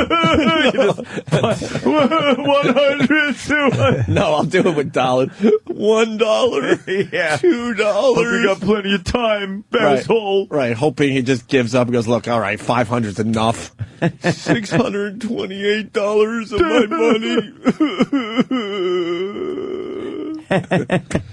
All right, moving on. But I just had to clarify because people are like, no, yeah, you find the dollar, I'll give you $10,000. Anthony, this bodega story. Yes. Where's that? Out on Long Island, right? I don't know. Was it? I think so. It was out one of the... Every time I hear about a gun story on Long Island, I instantly think of you. I know. For real. Yeah, me too. For real. Like, oh, fuck, Ann had to go get toothpaste, and he got himself in a situation. Oh, no. I'd only get in a situation if I wasn't armed, my friend. I got a letter yesterday from the NRA. Well, you know, they sent a lot of mailers out. Yeah. And this one was filling out a survey of laws that you don't agree with in New York State and legislation that's trying to come up for, you know, banning things, of course. And I fill those out all the time and mail them in. But the letter that came with it, it was so funny because it kind of had this little personalized edge to it, but you know it wasn't. And it said, let's say, because I don't want to say what town I live in, let's say I lived in Comac. But you don't live in Comac. I don't live in Comac. All right, do let's say another I did. one. Do another one, because that's crazy. You All would right. never live in Comac. Let's say I lived in East Northport. Yeah, but you don't live in East Northport. Yeah, but we're going to get to the town I live in, and then that's not what I want to do. Ow! See, I just want to, like, say what the letter said in the context without actually giving away, you know, the town, even though a lot of people know where I live. So it doesn't Main matter. town, USA. Yes, your town, any town. It said, it was this whole thing on protecting you, your family, your right to protect yourself if you're in your car, your right to not be persecuted or prosecuted by attorneys that are representing the criminal that was trying to hurt you when you use deadly force on them, but get sued by them or their family, and things like that. All kinds of stuff like that. And then it said, Anthony Cumia, in the letter, it said, Anthony Cumia, we hope you never have to deal with a problem like this at your home in East Northport. But you don't live in East Northport. I know. So that was call my him. example. Oh, it we're had still my doing the example thing. my real hometown. Oh. So they try to personalize it by me going, well, there it is. It's writing me a personal letter. And then I'm looking closely to see if maybe the type is a little darker. Right. I know. And of course I hate it when they was. do that. Oh, it was? Yeah, it's a little different. You thought you got the personal I knew touch, the guy right? didn't actually type me out a letter. Jesus, come on. That sucks. Yeah. But that's my latest gun thing. Sending more letters out to legislators. And Yeah. I was going to say this is the video of the day. Every day there has to be a video of the day, right? The news is all over that. But now I'm starting to think the lady that decided to kill herself, where was that, in Israel? Yes. Israel, thumbs up from Dan. Decides she's going to kill herself. She lays down on the train tracks, basically, and then the train runs completely over her without hitting her, and then the train's gone, and then you see this lady get up and walk away. Stands up, walks off the tracks, done. Whole thing was a bet.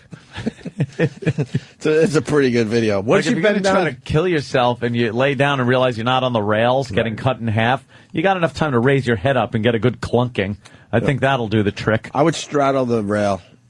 Would you just go for the instant, like, ball decapitation? Shot. No, instant ball shot. Whoa, you mean like... Oh, whoa, yeah. Well, you mean like one leg over, one rail? Fuck that. And lean backwards. You'd be cut in half. You're going to fucking kill yourself. What if it just cut your leg off and knock you? What if it just go all slice in. your leg off and You might push live. Go all in. You might live.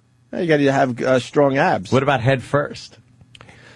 Or how about just your neck on the fucking rail? Neck on the rails, instant. That's instant. You lay across two ways. Nice. You lay with your neck on one rail and your feet on the other one, even though you don't really need your feet on there. It'll just be funny to be found without feet. Yeah. Where's this man's feet? I found 2 shoes. Mystery solved. They call you the hat shoe case. But, yeah, you know how I thought I would do it? I figured I said if I was ever going to kill myself on a train, because when I was in Long Island doing a book signing, me and Kenny were standing over the LIE looking right down on trains as they came. So you're above them, but you could see the train coming and the whoosh, you could feel it. I'm like, I would be dead right now. And I figured I would stand on the tracks and lean forward with my head, almost like I was in a football hike position. Oh, wow. So it struck the top of my head. It would smash your head. Your head would be it would explode. But you're not getting cut apart like you are, but I mean, you're dead by the time you get cut apart. No open casket for you. No. No. There's not many ways to die with a train hitting you where they can have an open casket. Yeah. Unless maybe, it's, you get cut in half at the abdomen, and then they just kind of pull the blanket up on you. They pull up a little blankie in the coffin. Did I ever tell you about the last tenant at my parents' house? No. Oh, maybe you did. Did I? Did I say it on the show or Did off he air? get hit by a train? Did I? Sure. You could tell him, Gregory. No, my parents. Paul, that didn't happen. I think I told you guys that one of at least 7 kids, but like I've told in the past, sometimes they're up to 9 or 10 living with us. I don't know why. Depending on who was getting being kicked let out in. of their house, and then one of us would run away. So it was the weirdest. You Join couldn't the figure circus. out, right? And then when we started going off to college and leaving this big house, my parents decided to make a little extra money, and they would get tenants when it was still legal. By the way, it's really hard to rent a room on Long Island right now. Really? It's almost impossible. Used to let They you got do it all all sorts the of time, new laws and rules Of and course. stuff. You can't. You can't advertise it anymore. Why? Like a penny saver and all that. I don't know. Some weird fucking loophole. Because there's a lot of people out there, with the mortgage payments Room and stuff. for rent. You can't advertise that anymore. That's a big thing for a lot of people on Long Island because you got the big mortgage and you got extra rooms. You're like, fuck, this is some nice income that'll help me out. Anyway, Fucking government's just gotta get their hands in your pocket, right? we have Got you by the purse strings. one woman who actually found me on Twitter recently. She used to rent a room for my parents, and I think she was the one that OD'd in the woods. And we found her completely out, turning blue. Me and my Wow. brothers. No, actually, I wasn't in on that one. I can't take credit. But a couple of my brothers found her turning blue, and we saved her. She OD'd in the woods. Then we had the guy that was into drugs and stole our brand new bicycles. Then we had a third guy that was burning crack in his room, so all our spoons had the burn marks. And then the final. Any reference checks on these people? No reference check. You just my dad. Just let him in. God rest his soul with Father's Day around the corner, but the guy was way too trusting. Apparently so. He trusted everybody. Yeah. Everyone. We had a guy that claimed he was like a vet, and he never fought in any wars. He met with animals. Yes, he was a veterinarian.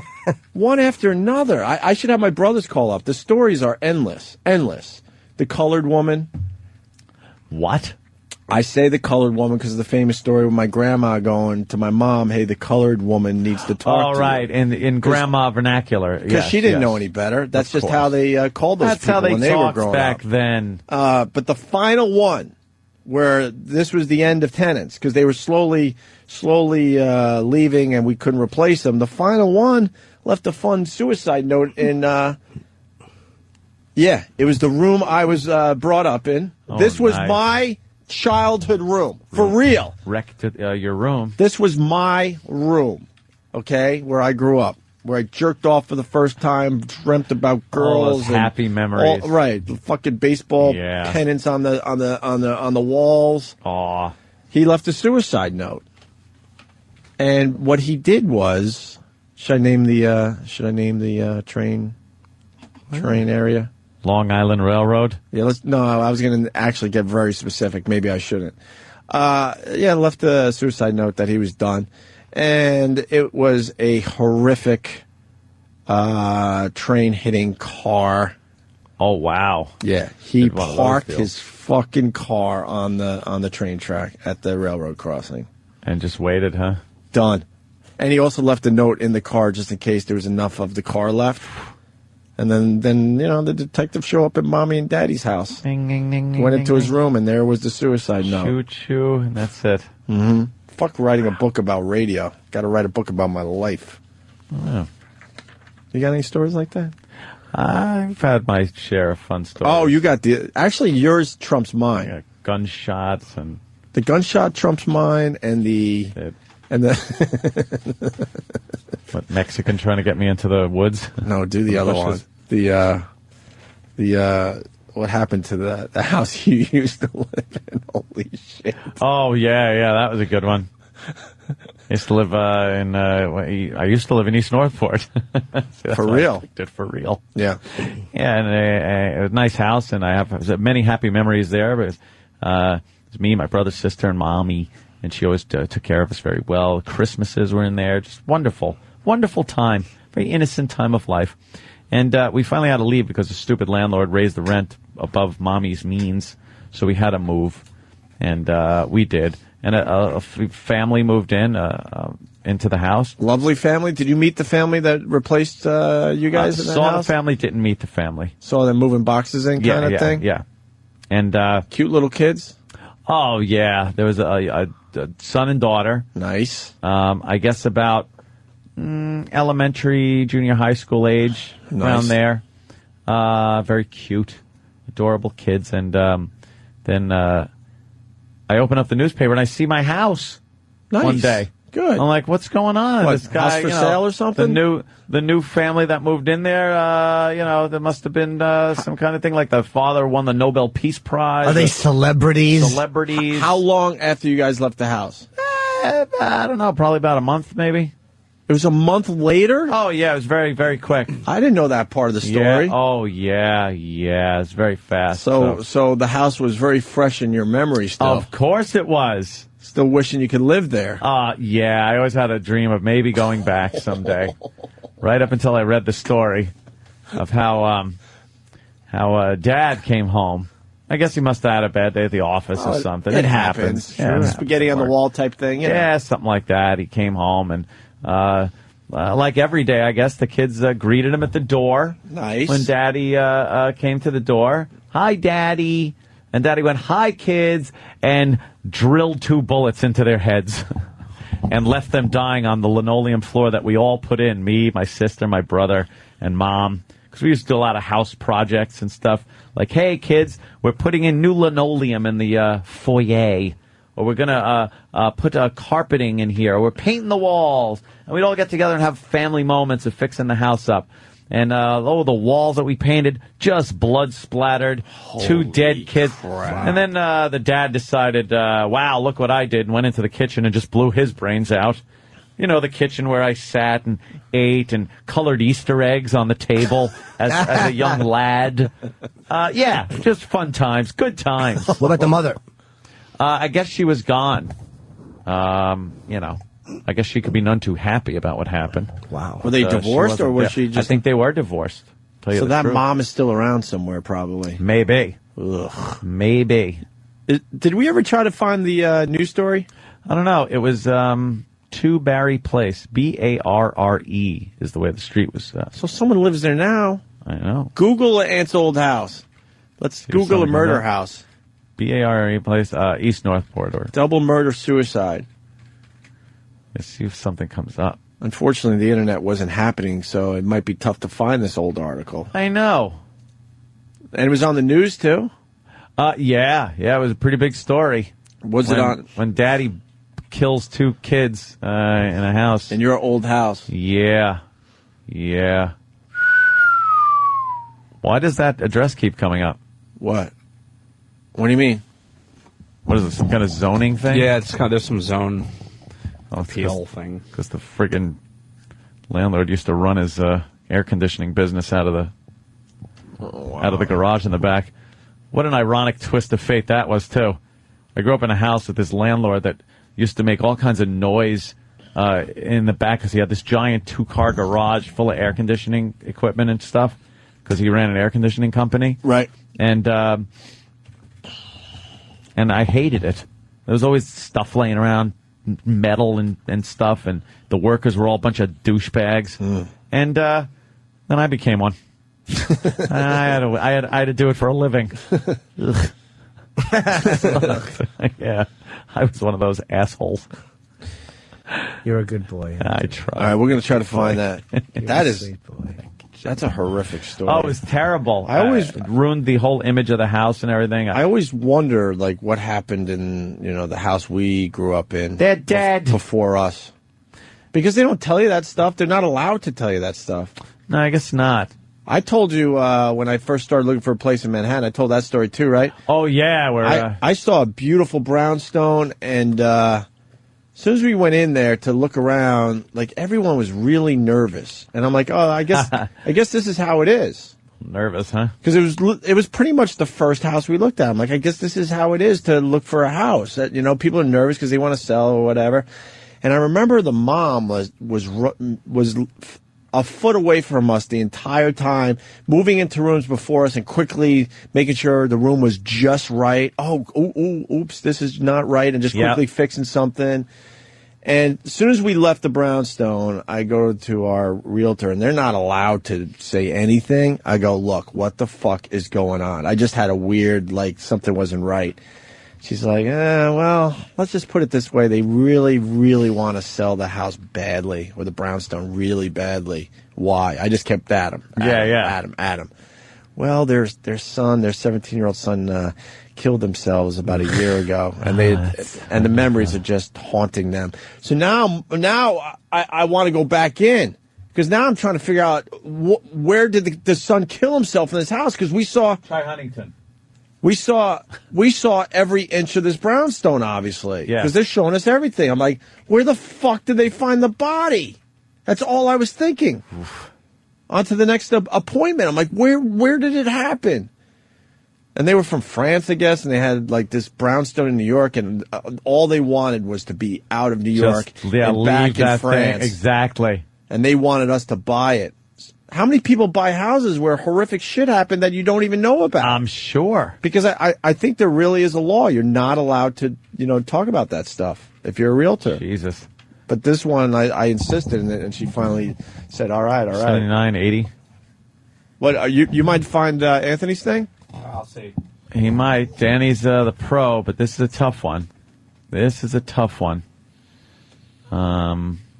Yeah. Yeah, that was, I think it was considered Huntington, to tell you the truth. Wow, yeah. Yeah, it ruined every bit of my childhood as far as that house goes. I drove past it a few times, and I can't even look at it and go, oh, I remember, playing out in the yard. Yeah, that's bad. I remember. Did I ever tell you about the other apartment we're looking at? I mean, trying to find an apartment in New York, even if you don't have the money, just do it, because the experience is amazing. We were in another one where it was so obvious it was an old guy's apartment or an old woman's apartment, because the building was beautiful. And this apartment was horrendous. The wallpaper was falling off the walls. The windows were so dirty you could... I mean, I'm going to exaggerate a little bit, but you had a tough time looking out these windows. Yeah. And there was a Lagoon Hotel. Yeah, there was like a musky smell. Musky would be if a man was there spreading his ass cheeks when he walked. And then there was like personal stuff for one person still there. And it was so obvious that it was an old dude or old broad that died. And the apartment's been sitting there ever since. Yeah, to the point where the wallpaper was falling off the walls. Yeah, well, somebody here is saying like, someone's house was built in like 1890.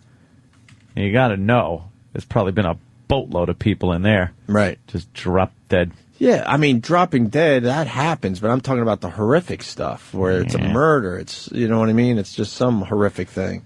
Yeah. How about like fucking pedos? You're in a house where a pedo was doing his work. Oh, I'm sure there's... I'd love to know, has anybody ever been looking at something... Now, see, there's no way to do that without being a creep. I'm thinking, has anybody ever been watching, like, some kind of an awful video, like porn, like child porn or something like that, and seen their old place on it, but then if you're watching child porn, you're a fuck up anyway? Mm-hmm. Like, you know what I mean? There's no way to do that without being a piece of shit. Right. Piece of shit. Remember the comic equation we were doing? Yes, of course. Here's another one I've thought of. New York City. Mm-hmm. How many people in New York City, Jimmy? I think Danny might want to check it, but 8 million? 8 million was the last, but it could be 9 million now. Let's call it 8.5 million people in New York City, right?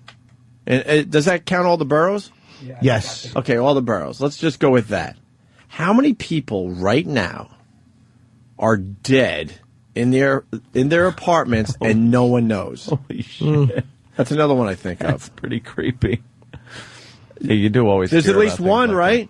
There's at least, right? that. Yeah, just How sitting many do there you think? watching TV. You think there's maybe a dozen or 24 people that are actually dead in their apartments right now and no Maybe one not knows? that many. There's a lot of old people. Yeah, that's true. That the family gave up on. Oh, no, that's They couldn't be bothered anymore. just kind of sitting there with that dumb look on their face. Just waiting to be found. Yeah. Possibly in odor. But if it's a rat-infested apartment, then the person could be eaten and then never found. We smelled something, but we never gave it a second thought. Really? What?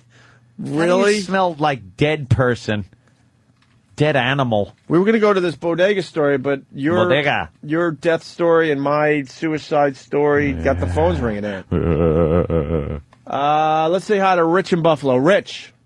Hey, I just moved up here a couple of years ago from downstate, and we found out like a year later, after we bought this great house, that the gentleman who lived there offed himself and kind of was found by one of the family members. And one of our neighbors kind of knew this but didn't want to tell us this for like the year that we lived there. And, it's not something that you would know, especially coming from a completely different area, that you would know or someone would even tell you. And you kind of find out. And then, of course, I'm on the Internet trying to find out all the information on it. And, I was very sketchy. I couldn't find out too much. But it just now gives us like an odd feeling, living there still. Yeah, if there's someone in real estate out there, I mean, I really believe you're not allowed to talk about that stuff, but I think we need to know. Yeah. I don't want to live in a house where someone killed themselves. Yeah, true. I don't even want to live in a house where like a 95-year-old grandma died in her bed. Yeah, it happens a lot though. I mean, maybe you can't get around that one, but the murder thing, I think we need to know that shit.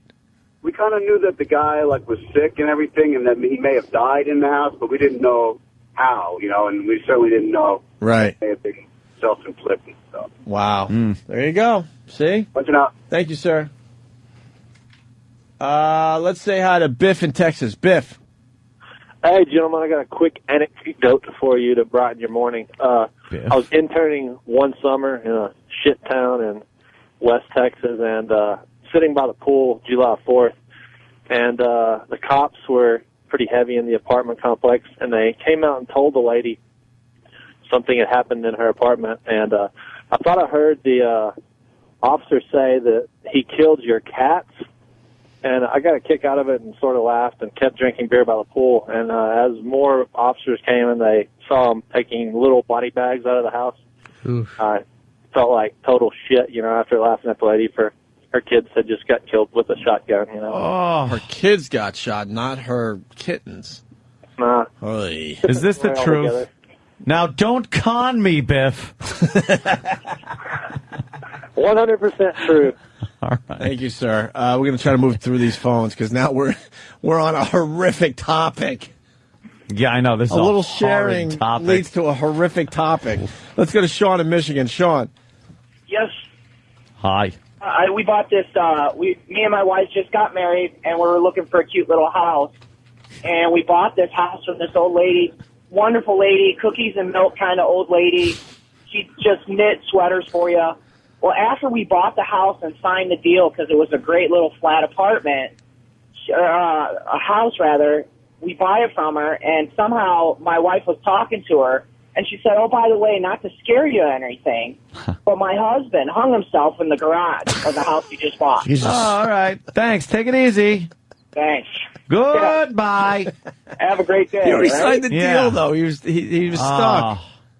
To this day, we still have the house. We bought a new house and built one, and we still haven't sold the house. So I don't know if people know about it or not, but nobody is looking at this house, and we're stuck with it. Do you look at the area in the garage where he hung himself and get all creeped out? Dude, yeah, you go in there, it's real creepy, and you're like, these old rafters, and you're like, I wonder where this old fart killed himself. Brooks was here as scratched in the beam that he hung himself on.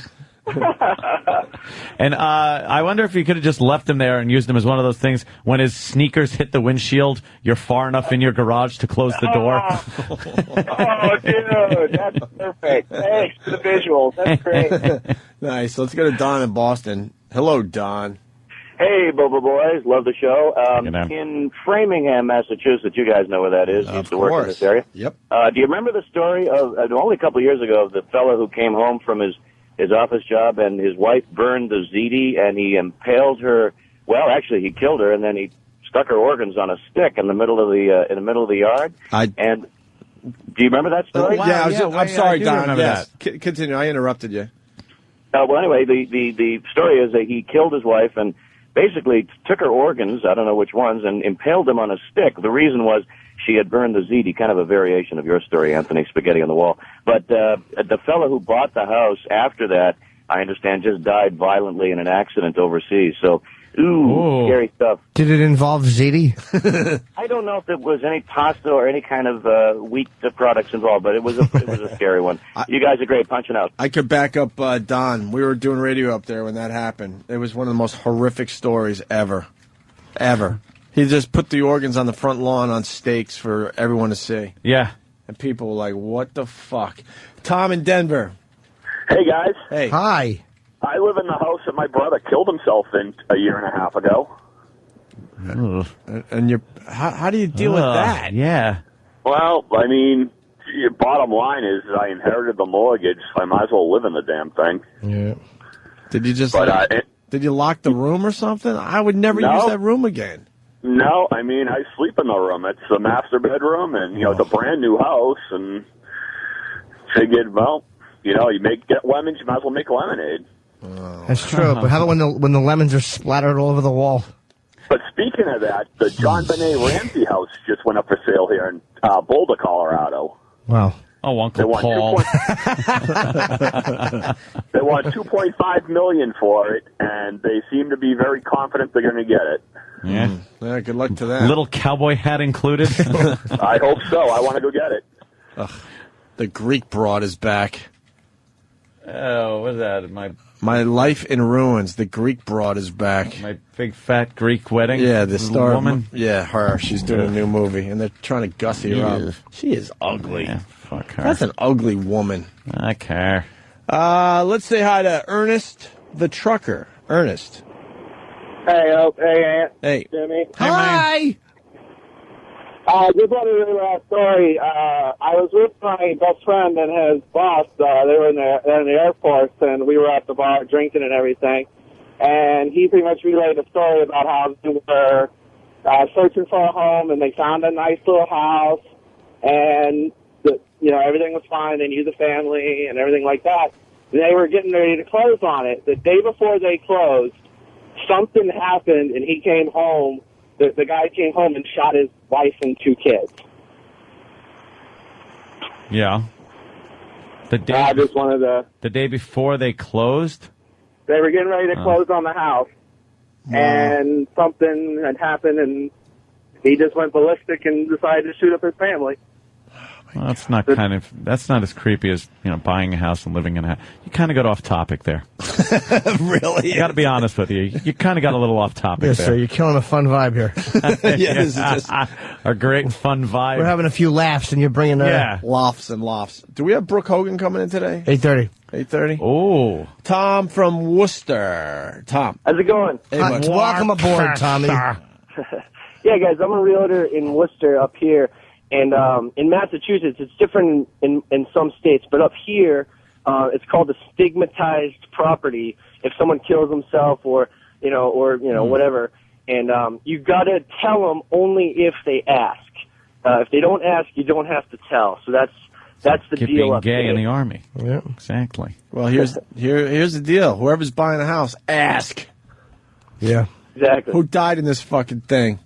I don't want to be haunted at night while I'm trying to go to bed. Thank you, sir. Why would the ghost... Oof. What happened? Danny did something came out of his ass. I don't mind the sound, but it was wet. It actually sounded like spoiled meat. Yeah, always ask. Yours don't exactly sound like an orchestra. And you farted. He was disgusted with my sounds. Yeah. Well, there's a million stories. Should we move on? In the Naked City. Yeah, I think we're done with the dead people in the apartment house stories. My dad killed himself when I was 2, and I lived in the house till I moved out. That's Akiva. When I was 2.5. 3 months ago, my girlfriend killed herself in a hotel room, and I want to go and stay there. All right, that's sick. He wants to be where she was for last night. Is that guy on the phone? Yeah, Joe, why? Why you want to go where your girlfriend killed herself? Well, believe in the paranormal, but she was a firm believer in that shit, and I don't know. Then she'd come see you. What's that? Then wouldn't she come see you? You can't just travel as a ghost. No, I'm not trying to You can only find her. travel I'm within the I area just you have died this- in. Oh, Everyone But knows that. I just have this urge to stay in the room. Yeah. I don't know why. How long I did you don't date her know why. for? How long did you date her for? How long did I date her for? Yeah. 2 years, but I've known her for 20. But I just wanted to say that I turned her on to Jimmy, and me and her sat in front row in Allentown at the show, and she loved you. She thought you were great. So Thank you. You made her laugh. But I also wanted to ask Ted what he thought about maybe her coming back as a ghost. I don't know the girl. Why did she do it? What's that? Why did she do it? I can't speculate until I know. Why was the poor girl depressed? She had all kinds Oh, I've heard. I can't. What? Can you say that again? I'm Ted, the grief counselor. Yeah. What happened to the poor dear? What happened? Well, yes, what was making her so sad? I don't know. I have no clue. Well, you obviously had very good communication in the relationship. No, that was good. It's just one of those things that you were born with. She was born with what, sir? Disorders, I guess. I don't know. Oh, I don't know what to do with this one, sir. I only counsel grief, but you're not giving me much. When I was a boy, I had a lot of grief. You did, My Ted? grandmother hung herself in front of me. Did that affect you? Yes, it did. I can only come now and looking at old lady feet dangling. Seems like you're not coming a lot then there, Ted. All right. Good luck to you, sir. Wow, what the fuck? Taking a serious fucking never story and wanna- trying to get Ted to chime in. But And he brings it up. He wants to stay in the room. Oh my God. I was ready to move on. You got it. This is a good one. John on Long Island, because we can all Hey, relate what's to up, boys? part of this story. John, go ahead. I grew up in Hicksville, and we used to ride our bikes across this old guy's lawn. He would come out and yell at us, saying he was going to kill us if we kept doing it. As it turns out, he would get hookers at night and then kill them. I think it was like something like 12 hookers dead. Whoa. Punching That's a out. good one. Punching out? What do you mean punching out? Which serial killer? Yeah. We've had a few on Rifkin? Long Island. Yeah, Yeah, could that's be what I'm thinking. Joel Rifkin. Was it Joel? Good old Joel Rifkin. It's hard not to go to these phones, but I guess we did it, right? I got a tinkle. Yeah. We'll tinkle. Brooke Hogan's coming in. The bodega story with the guy and the gun and the Right. robber. It's a pretty good story. We could go backstage with O&A with Joe Frazier. Want to hear that? Oh, yeah. I do. Frazier was great yesterday. Frazier. Yeah, he was very nice. He was great. That gut punch thing, man, I laughed about that all night. That was such a great fucking thing. When he would fake the gut punch. You made that sound. You actually went like, oh! Like I was he was convinced doing he it. hit me. I was just waiting for the excruciating pain. Yeah. Thank God it never came. Yeah, and then we snapped a photo immediately after. Yeah, and that's yeah. the whacked out smile I got on my Twitter. Just completely whacked out. Here is Backstage with O&A with Joe Frazier. And now, Backstage with O&A. Here is Primetime Sam Roberts. I'm Primetime Sam Roberts, and after Smokin' Joe Frazier stopped by the O&A show, we were able to bombard him in the hallway as he was trying to make his way to the restroom. We're going towards the bathroom. I'll walk with you. Not into the bathroom. Oh, just on the way. What were we going to talk about? Opie and Anthony. I work for the show you just did, Opie and Anthony. How did it go in there? Oh, fine, man. The guy's a lot of fun. After Mr. Frazier realized we weren't just some random stranger with a microphone, we got to talking about his career. Were you surprised that they wanted you to sing so much? No. I love the music. Yeah. And I can sing because I came from a singing family. Let's say 17 brothers and sisters, and we all lit the church up. We go to church on Sunday. Do you think Mom and Daddy. What do you think you're better at, singing or fighting? Come again? Singing or fighting? What are you better at? I like both of them. You could be the best of both, right? Yeah, the best of both. And everywhere I go, I get paid to sing. At least hold the mic. Thanks a lot. I appreciate it. Boogie. See you, man. Boogie indeed. Whatever you say, Smoking Joe. As long as you're in earshot, I say you can do it all. I'm Primetime Sam Roberts, and this has been Backstage with O&A. Kind of embarrassing. Brooke Hogan is in studio, and she watched us checking out a girdle commercial. Yeah, sorry about that, Brooke. Yeah, it looks like it works though. No, that's I what don't we're think it saying. does. They're using the wrong girls to make it look like it works. Most fat pigs, nothing's gonna work. They're showing two different bodies. Like they're showing one mess, and then they're showing an attractive one in the girdle, and they make it look like it's the same person. It's not. Exactly. It's the same person. You smell really good, by the way. Yeah, the studio you. finally smells good. What are you wearing? Thank you. It's juicy. Oh, that is fantastic. Juicy. Yeah, juicy couture. I smell a little vanilla in there. Yeah, it's really sexy. Old vanilla. You can smell it all the way over there? Oh, you kidding me? Believe me, our sense of smell is very acute in this place. Yeah. When a because of woman certain walks in, it's things. Yes. Well, usually it's pounce time. Usually it's Jimmy's farts. Yeah, it's usually a guesser. Well, so horrible. That is not good. You just I'm smell like a serious. girl, though. That's such a nice smell, a girl smell. Wow, what an original idea to have, Jim. Yeah, well, Girls smell good. I yell that a lot of times as I'm Smell like a chasing the girl. nude. Smell like a girl. That's a compliment. Thank God. So, Brooke, you're promoting your show, Brooke Knows Best Season 2. I haven't even seen Season 1. I have kind of tuned out of reality. How's it different from the... why from haven't Hogan? you seen it? I honestly Why are haven't you watched... asking me questions on it if you haven't seen it? Yeah. Well, because, Jimmy. well, because it's... I'm asking kind of for the audience, because Okay. obviously the people in the audience What who probably happened watched was it. the Hogan family was quite popular. Than I'll start by saying this: we had the whole family at our Halloween party. Do you remember? Probably Yes. not, because you do a lot of things, and I understand that. Oh, I thought you were asking me. We brought you on stage. Everybody was getting along, and next thing you know, all hell broke loose. I'm like, what the hell? This looked like a happy family. Yeah, it, guess not. Keeping up the front. But for real, remember the Halloween party? They all Yeah, came I out. know. They all and- came out on stage. It was great. And you were teasing the audience. They wanted to see something, and you almost showed them something. I think I and remember. then you kind Was it the Hard Rock, I guess? Or Yeah. It used to be the maybe. WWF. But it was Pops. Maybe, yeah. It was your brother. It was your mom. I got All it. of us. Actually, the picture is in my house. And you're all happy. And we're all like posing. Yeah. And then you fast forward a little bit and everyone seems to hate each other. I know, right? Yeah. For real. I'm I know. not trying to like, you know. And it plays out. How do you feel that like that just plays out in the media and on reality television like that? Like, how do you feel personally about that? It's kind of bummed out. It does bum me out just because I don't want to talk about it. I don't want to have to talk about the stuff with my mom and, Yeah. you know, and I could be, you know, a total prude and be like, we're not talking about that on this interview. But it's like, you know what? So many people are going through the same thing that I'm going through that I'm like, if I don't talk about it, maybe, Yeah. you know, I'm thinking maybe it'll help somebody else in my situation, you know? It's also played out, like I said, like in public so much. It's like, everybody kind of. Yeah. Yeah. Well, it's hard not to talk Sick of about it. because you're doing your show where you're obviously, you know, living by yourself now Right. in Miami again. Right, yeah. So she's doing and then she's on the phone with her father, and it's very obvious that you're not getting along with your mother right Yeah, now. So, yeah.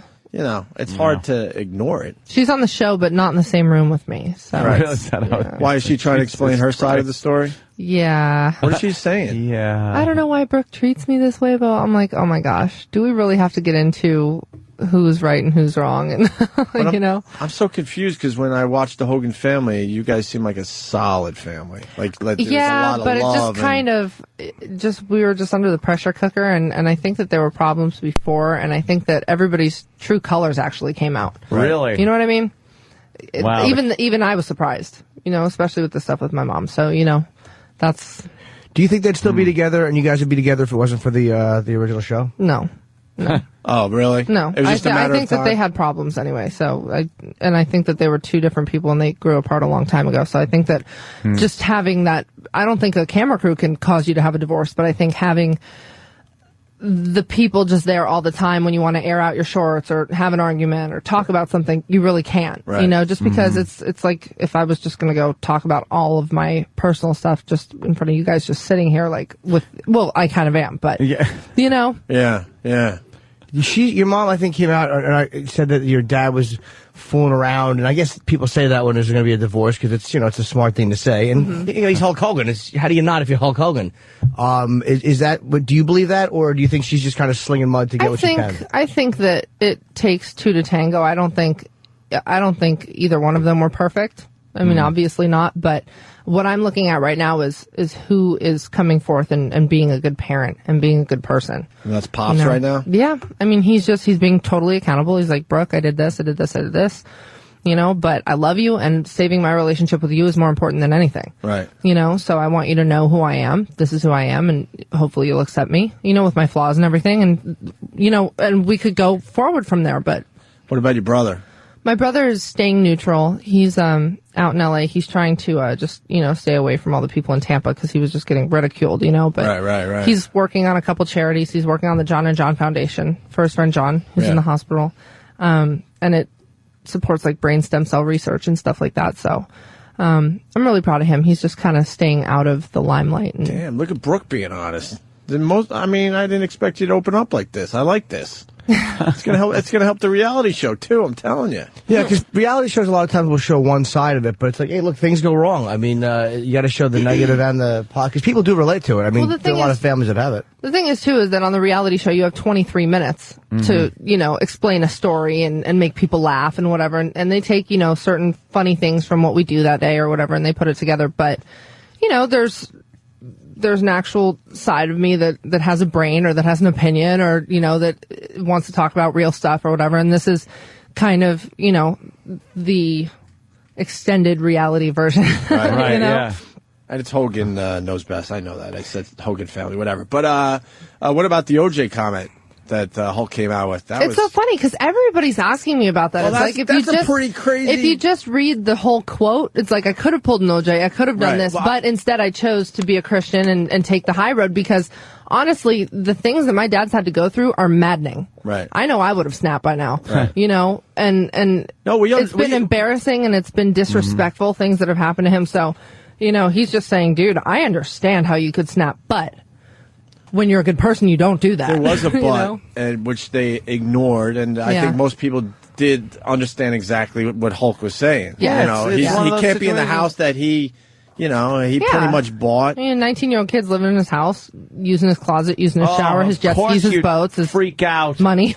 You feel bad You know? for him. It's embarrassing Yeah. publicly to have people Yeah. see that. Yeah, Doesn't make it's embarrassing, and he's held his head high, and I'm proud of OJ him. was mild mannered in what he did compared to how absolutely enraged I would be in that situation. Yeah. You buy a house, you buy everything, and there's some kid living in your house and driving your shit. And I everything. don't know how you live with I'd that. go. I don't know how you would live. Well, with is that. she going to stay in the house, or you don't know yet? Because you're both, you and your brother are both of age, so it's not like Yeah, no, there's kids. no like child custody thing going on. I don't really know what's going to happen. I know she wants a lot. No, what's weird? But, know what's weird about your mom, and I'm not trying to trash anyone, I promise, but it seemed like she really enjoys the spotlight, which is weird because she was Hulk's wife it's for all those funny years. because it's And- funny because I would love to, and for a long time I would love to I have, and I would still love to defend her. She's my mother. I will always respect her. I'm never going to trash her, but people aren't too far off about what's going on, you know? So it's like, you know, but where did that come from? I would normally not even comment, but she basically disowned me with the last quote that she released with her publicist Gary Smith. So it's kind of like about the boyfriend put out an album. yeah, with Sell just Better Than everything You? like that. I'm like, that's my mother. She basically Like, said the I'm more of an boyfriend adult. could put out an album that would. Well, either Brooke, what was the exact? Just so be people better don't than take it out of Brooke's. She context. said that Charlie would be able to put out an album and it would sell more copies than mine, and that I've always had a problem with lying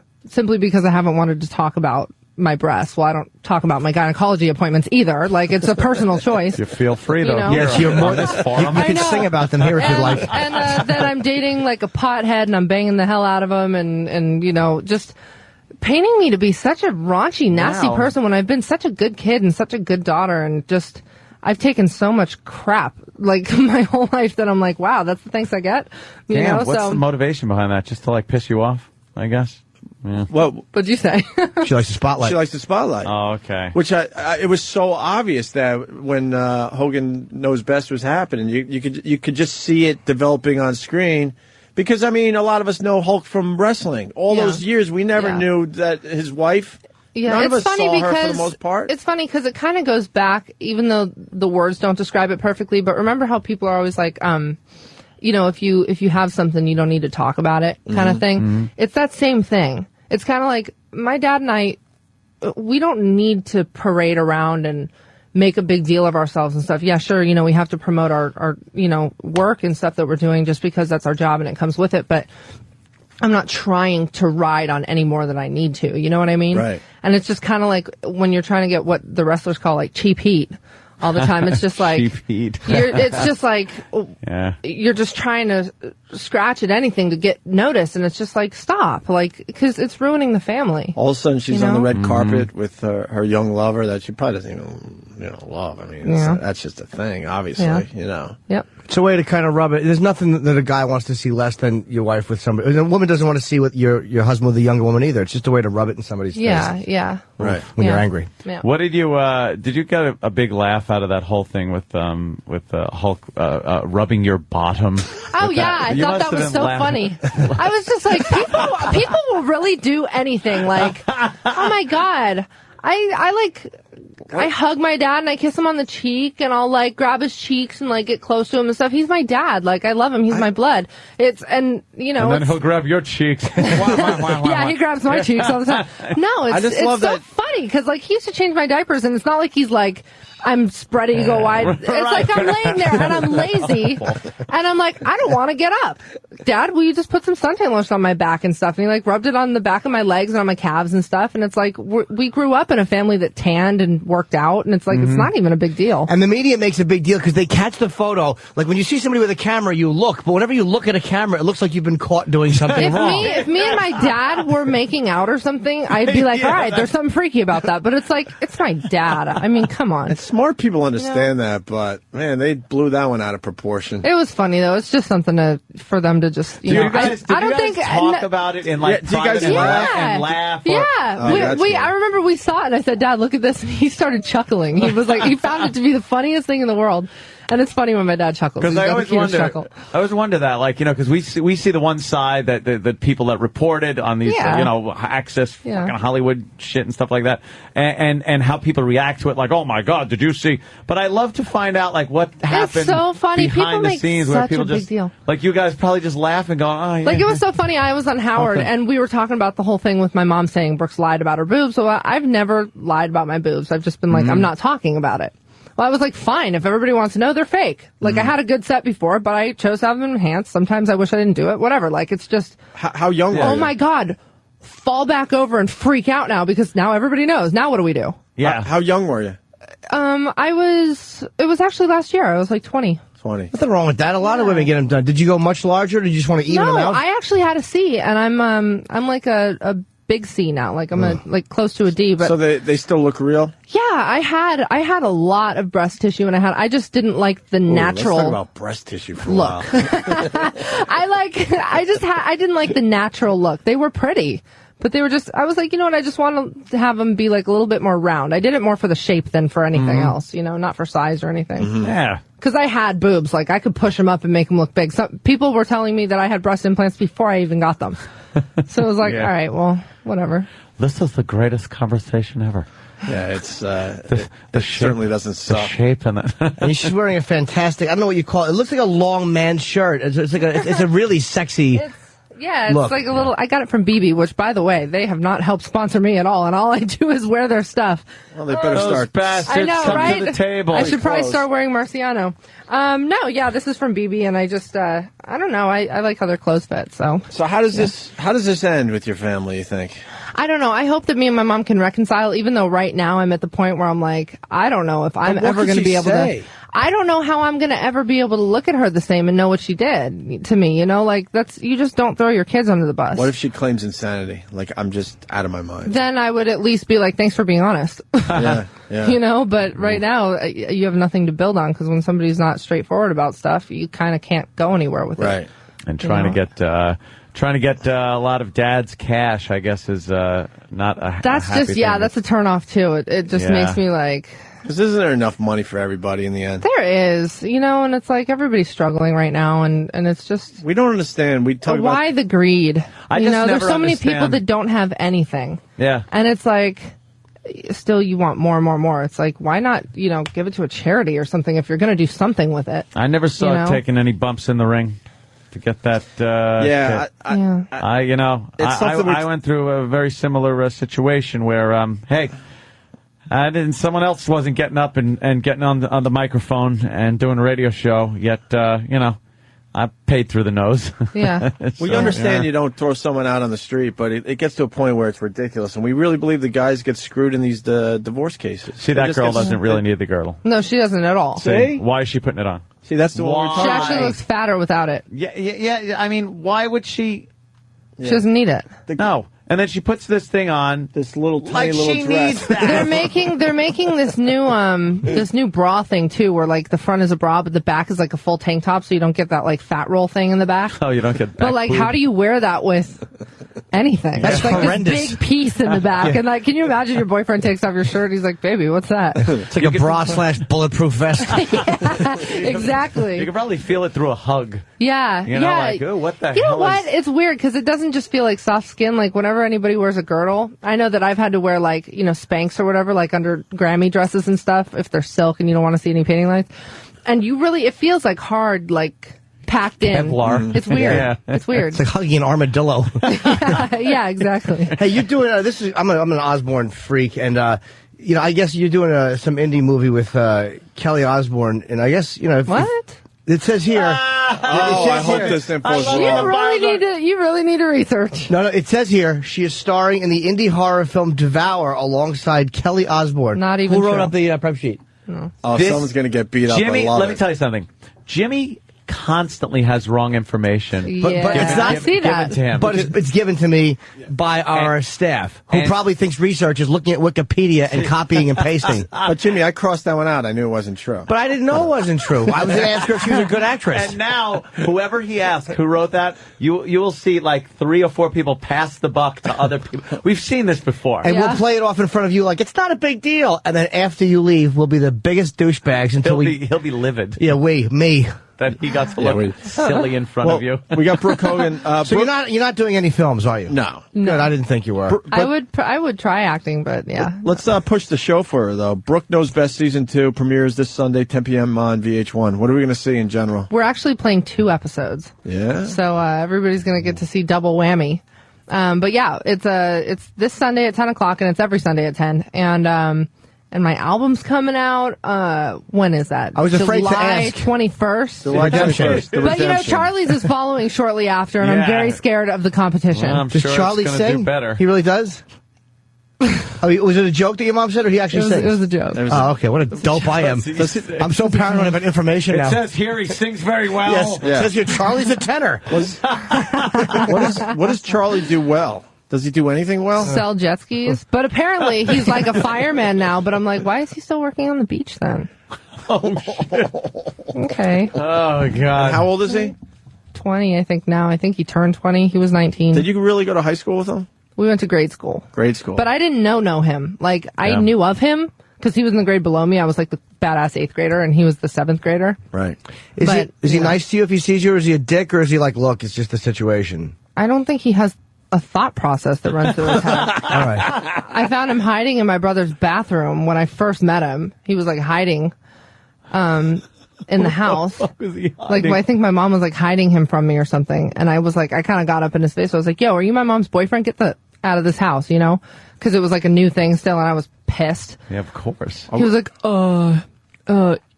yeah. Like, but I need to get my flip-flops, dude. I'm like, get that out. Wow. Flip flops. Is Pops doing okay, though? Yeah, my dad is strong. he is being so strong and just holding his head so high, and I'm so proud of him. Like, Yeah. I really am. I don't think anybody looks down on him, though. It's like, people know how it is. It's like, it's a public situation. No one's looking at him. People know he can go out and pick up a fucking 18-year-old model if he wants to. Like, nobody thinks your dad is having a... It just sucks. Everybody thinks, like, that's kind of fucked up. It's obviously the average person that she... I mean, God, I hate saying this in front of her, but your mom's the problem. She's really playing this up big time. I think, and it's funny because in the quote they were like, "Oh, her idea of good fun is going to 8:30 mass and then enjoying her favorite Cuban snack." I'm like, I've never known my mom to eat Cuban food. I know she's not waking up for 8:30 mass, and I'm like, if you are a Christian, why are you putting out releases throwing your daughter under the bus? Yeah, you know. So I'm like, what? It just doesn't make sense. So I mean. Yeah. Was she responding to a quote of yours when she said that? Like, did you say something about her doing drugs? No. I've always been respectful. People will ask me, they're like, because it's come up before in situations with my dad and in court and whatever, and Bubba Radio down in Tampa and stuff. They've brought up the drug thing a lot, you know, and everybody says that they see her doing it and whatever. I've always been like, I've never physically seen her doing drugs. Do I feel like she has something to come clean about? Yes. That's been my pat answer. Right. I've been very respectful. And leave it kind of vague. And I did an interview with Perez Hilton, and I said the same pat answer. And, you know, anybody who writes an article or who has an interview or whatever will title it something to get people's attention. Mm-hmm. And it said, like, Brooke thinks mom is doing drugs. You know, but it's not something that I physically said. Mm-hmm. But it was just the title of the interview. So people would click on it and be like, oh, my God, really? So she's obviously doing coke. And she thought that I said that, and I'm like, I didn't say that. Yeah. You know, I read the interview back. It was like an OK Magazine or something, and then the Perez thing came out or whatever, and she was like, I can't believe you'd say that, blah, blah, blah. So she just slaughtered me. I was like, wow, that's brutal. You think it's coke, though? Jesus, I don't know. What? I don't know. What? I've never done coke. I've never done drugs, so I don't know how they make you act. Uh-huh. You know what I mean? So I'm just kind of like... Well, how's she acting? And I'm sure we could help you out right here. Well, she's fine. She's just waking up and eating. A sign of a drug addict. Right. Does she have the munchies? Let's start there. I don't know. She's actually lost weight. She's gotten thinner. Well, all right. Then we're talking, you know... Grinding teeth? Yeah, does she grind teeth? All right, how you doing? Does she babble a I think lot when she for slept, hours? But don't you grind your teeth when you sleep? Some people just do that. Yeah. That's usually the sign of... Usually, if you're grinding your teeth when you're sleeping, you're not doing coke. Yeah. You're awake right. all the time. Is there anybody on the album of because you had somebody on the first song who I haven't. Liza Minnelli. Elvis Presley? No. Yeah, that's what the prep sheet says. She sang with the Beatles in 1964. No, I actually... Is that on there? Seriously? I was like, no, you gotta be kidding me. I wasn't even born. We got to wrap up. Brooke is all over the place today. Very busy girl. Brooke, I got to say, I thought you would say no comment, no comment. We appreciate the honesty because a lot of people come in with some stuff you really want to talk about, and they're like, I'm not talking about that. And the you just have to be real. And the nice smell in the room. Oh, Thank you You're for welcome. that. Can you It spray really some of that helped out. as you leave? I didn't bring it with me, but I can like flip my hair and like kind of let it linger. Kind of let it aerate around the room. It's Brooke. Waft it. Brooke Knows Best, season 2 in Miami. Yep. Do you get to keep that place? Yeah, it's ours. They gave that to you? No, they didn't give it to us. We You bought it yourself? paid for it. Yeah. Oh, look at you. God damn.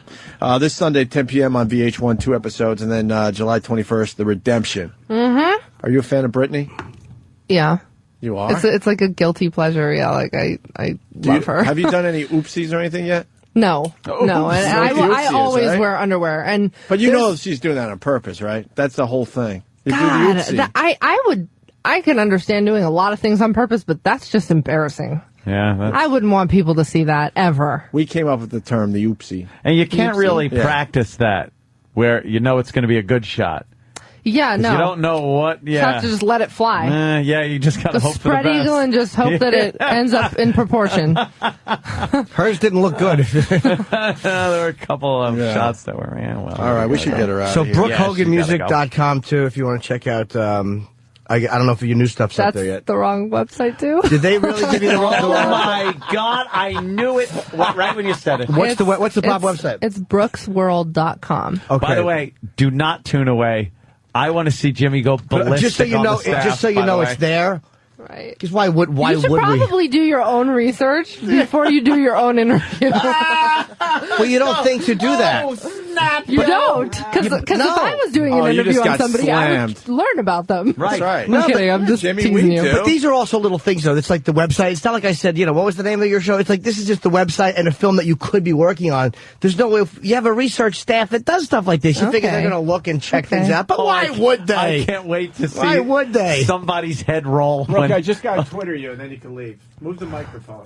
Move the microphone. Well, Twitter If me. I'm going to Twitter you, you want a good one, right? Exactly. Yep. Of course. Oh, you had to look down as you said. I didn't look down. No, I You can't. got it. So I understand that you and De Niro are doing a cop buddy movie. Is that true? She's looking over here. Fucking mind-boggling. Your people are very angry with us. We got to get let you. you go. But we promoted. Don't Thank be you. angry. You did. You really did. She's not smiling at us. You really She's did. not We will happy. continue. Yes. Smile, please. Smile. Oh no, that's Yeah, sorry. Rachel. Rachel's cool. She's By my the way, friend. a lot of people saying how hot Rachel is. Rachel is I don't very know hot. how the people at Instant Feedback know They're your hot. assistant's really hot, but they know. Brooke Hogan, and the show starts, unless I'm fucking this up too. It starts this Sunday, 10 o'clock on VH1. Brooke Knows Best. It's season 2 in Miami. There you go. And when does my album drop? Well, please, everybody knows the album drops on July 21st. The Redemption. Who doesn't know that? But I knew that on my own. There you go. You did know that. Yes. Very good, because I said it. Yes. Just kidding. But at least I remembered I it. still love you. You're good. Thank you, Brooke. Brooke, thank you. It was a pleasure. Thank you right? so much. Thanks. Drink that muscle milk.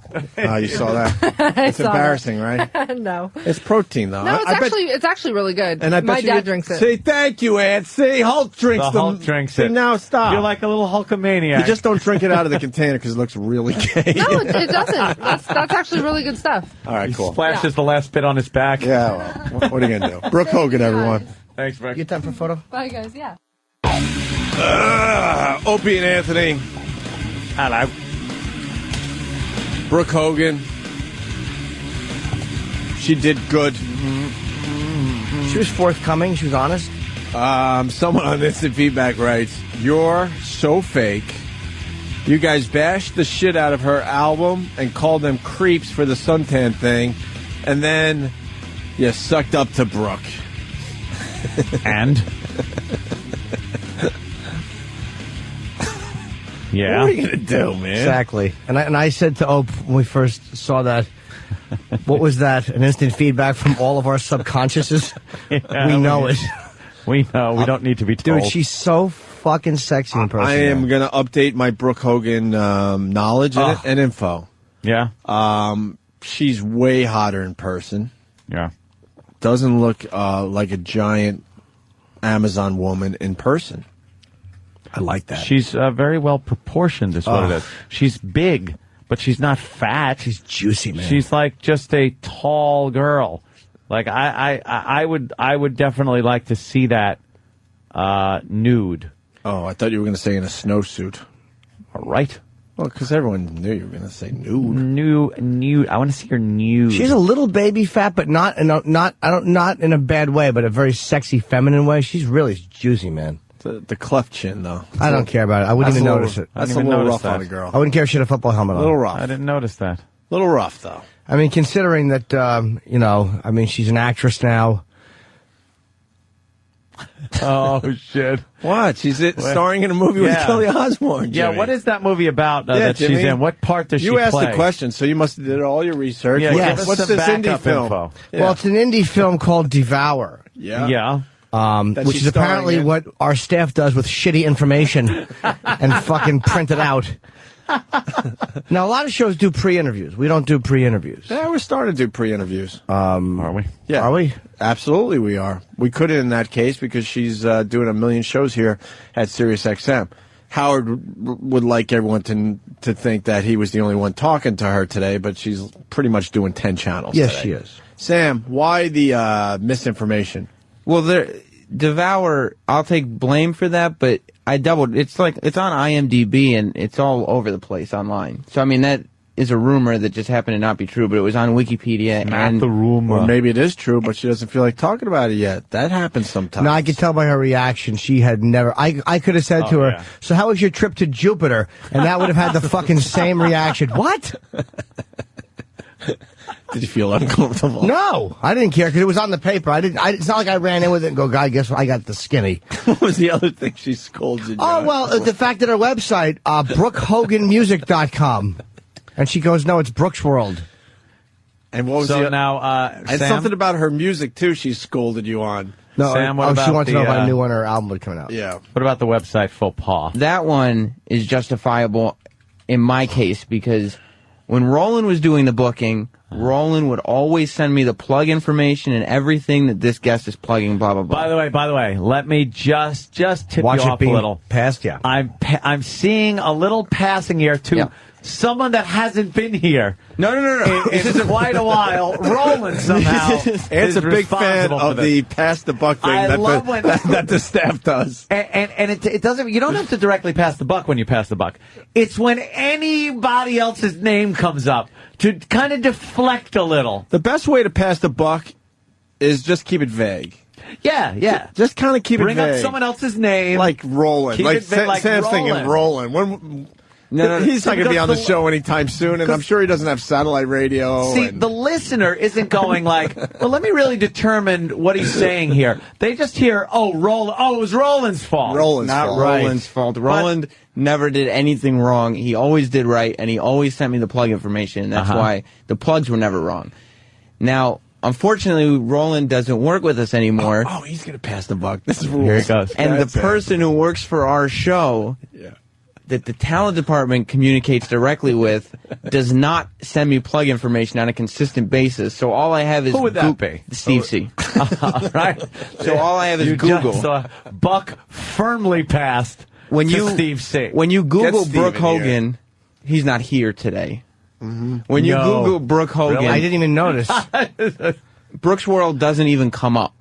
So the publicist would have had to tell us, and I'm sure that they would have or did, that this is what she's promoting. For whatever reason, I'm not given the plug information anymore. I have to find it. So when you went to brooksworld.com, what did you see? No, I didn't go. I mean, what did you see on brookhoganmusic.com? I Googled it and saw, the homepage. Wow, that's not her. Okay. No, it's not her site, obviously. No, that's her site. It's not our site. It's bulkcdsale.com. That's where it redirects you. Here's where it goes. hus.parkingspace.com. What? If you go to Brooke Hogan Music. If you go to Brooke Hogan's Music. No, I went to Brooke Hogan Music because that's what's listed here. That was a typo then. It was either way. The wrong address is wrong. Yeah, so Brooke Hogan Music. We can't even get the wrong Why don't we address check right. this stuff? We can't even get the wrong address right. I love That's it. brilliant. And where's Steve? Because you passed the buck on him. I got to hear what Steve is going to He's say. not here. Not here. What? Wow, See, no one noticed. Yeah, he's not Why here isn't today. he here? Are you kidding? Where's he? He was taking some kind of personal day. I don't Does know. he have? Oh, yeah, he did say that. Does he have pneumonia too, like E-Rock? Pneumonia. He's got something with his family. How many days is E-Rock going to milk this? Oh my fucking God! thing? Is he just fucking latching onto this pneumonia thing? What the fuck? He doesn't know if he'll be able to make it in this week. For This real? week? Yeah. What has he got? That's like severely ill.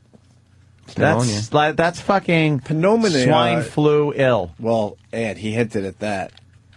He goes, my doctor wants me to get the test. Because of his body. The test used to be the big one. Test out the doctor's new scale. That's what they said after he got off a plane. The test used to be the big one, but now when the doctor says you need the test, they're talking about the pandemic that is the swine flu. Of course, Obama, throwing $2 billion more dollars. He's being tested for HI weight. See, you say it different. It's high weight. Yes. Oh, Jesus. What? Please hold on. Not high like hello. High like a lot of... But then you heard the HI, you thought I was going to say V. But then I didn't. I said wait. Oh, high weight instead of HI weight. See, it's that's why I kind of stretched out the HI part when everyone's going to go, okay, he's going to say The more HIV. I understand it, and the worse it gets.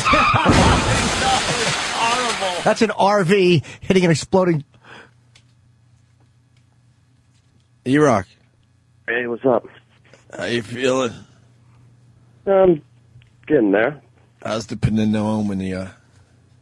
Besides from the liquid in my lungs, everything else is pretty good. Yeah. So why don't you just stand up and stop laying down? It'll drain. I do most of the day. You have to kind of walk around for a while. Do a headstand. Well, Sam was just telling us that you're faking it. Okay. For real. Good comeback. Why else would we call you? Sam thinks you're faking. Oh, well. You're welcome to come over here. Let's see. We're getting reports that the booth, when the call was made, says he didn't sound like this 30 seconds ago. Did you put on the sick voice just to make it look good? I noticed it's getting more sick from the time he said hello. And there was a cough. Yeah. Like, if we're going to have to listen to this again, because right when he starts talking to Opie, he doesn't sound as bad as he does right now. It's also laying down in bed here, and now I'm sitting up. Oh, yeah? So what's the deal? How'd you get this? Where'd it come from? What are the doctors saying? I think it started Wednesday. Thursday it got really bad. And How do you know it got really bad? What happened? Well, Wednesday night it was just a cough, just a nonstop cough, and in the office too. Thursday I started to get a fever. Uh-oh. And while I was in work on Friday, it was really, really bad. That's good. And what, your performance? When did you start? What'd you say, Ant? Nothing. I'm trying to be nice. Okay. The poor sick E-Rock. It's really bad. So then you got a fever. So then you're thinking, you're probably thinking swine flu, right? I was hoping not, because not like that would stop you from joking about it anyway. Bacon? That's right. But do you understand it's worse to get pneumonia than the swine flu? Right. Yeah, well, I didn't really pick and choose to get I would pneumonia. rather get swine flu than pneumonia. How do you say that PN thing? Pneumonia. Pneumonia. That's how it's pronounced. Pneumonia. There's a P in front. Pneumonia. Of course you say it. So then you went to the doctor? I went to the doctor Monday after the show. vet. And what? And what did he say? Did they take your Mayo Oh, fuck. I had to go. Instead of blood pressure, Mayo pressure. Mayo pressure. Fuck. Damn it. So what did the doctor say? Yeah. Went in. She listened to my lungs and everything like that, and she said I had pneumonia. Said you had pneumonia. Was it gurgling and stuff? Are you sucking chest wound sound? Yeah, give us a good gurgling sound so we believe you. Yeah, give us a... Yeah. Yeah. Wow. Hey, when you got on the scale in the doctor's office, did somebody run in and put a blue ribbon on you? Because, see, they do that at the county fair. The people that can't figure it out. Fucking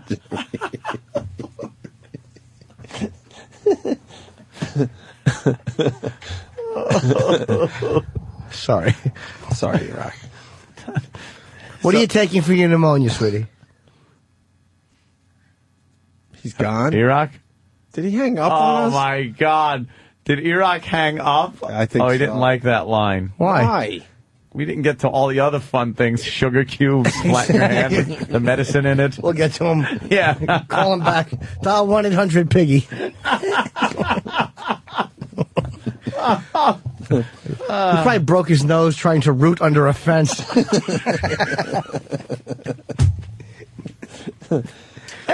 Why did he hang up on us? I don't know. Lady Trucker wants to do a backstage with O&A with Sam on air. I don't know what that could have potential. And why did Sam leave? Because Matt wants to stick up for Sam. For Sam. Why Sam? Matt in Virginia. What's up, Bubba Boys? Hey. Hello, Matt.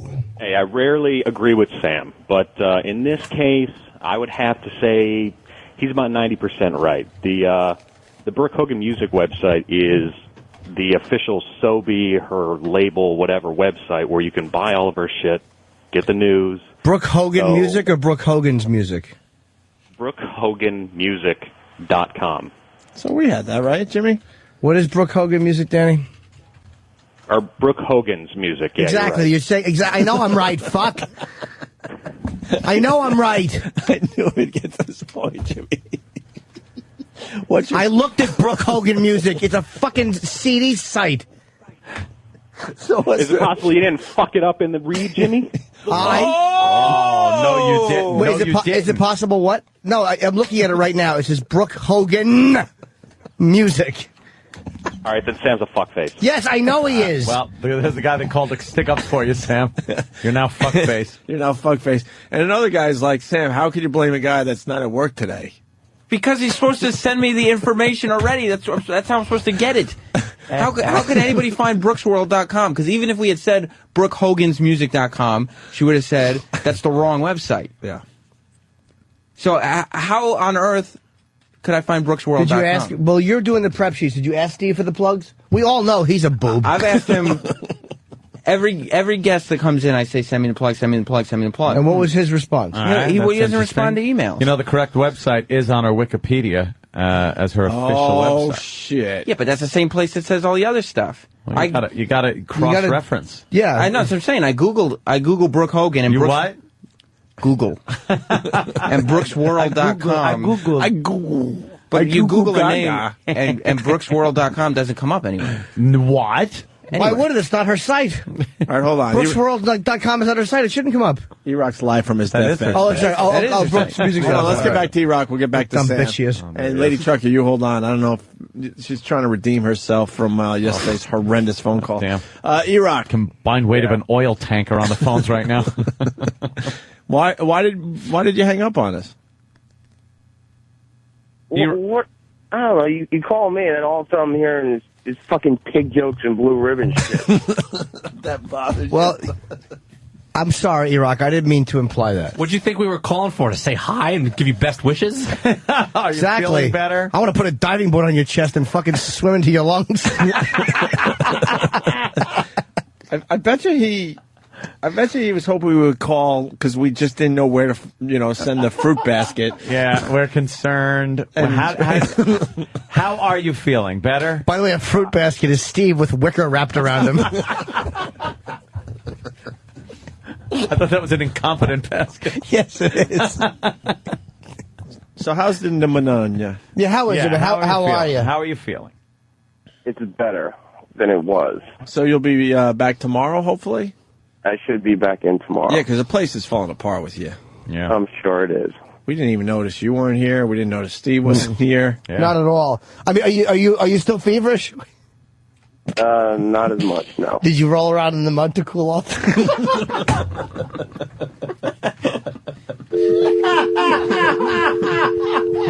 Will you get him back on the phone?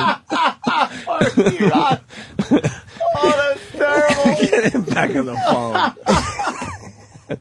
These fucking blue ribbon jokes. Yeah, that pig thing, fucking blue ribbon joke. What do you want me to say? Do political humor to you? Steve, I thought we were going to call up and be like, are you okay? Do you need anything? Stephen S. Are we? Stephen S. for Bayshore. Oh, did you say E-Rock's live from his breath bed? All right, hold on. E-Rock wants political jokes. Sorry. Yeah, get E-Rock back in the line. Let's talk to He's a Republican. Lady Trucker. What's up? Good morning, gentlemen. Speak of the devil. A Democrat. What's up? I think we ought to do a special edition of Backstage with O&A. Okay. Sam, primetime fuck up Sam Roberts. Is there? How long are you going to be in denial? Holy Sam, she's trashing you. What am I in denial about? I'm explaining my thought process behind the mistakes that were made. Ooh.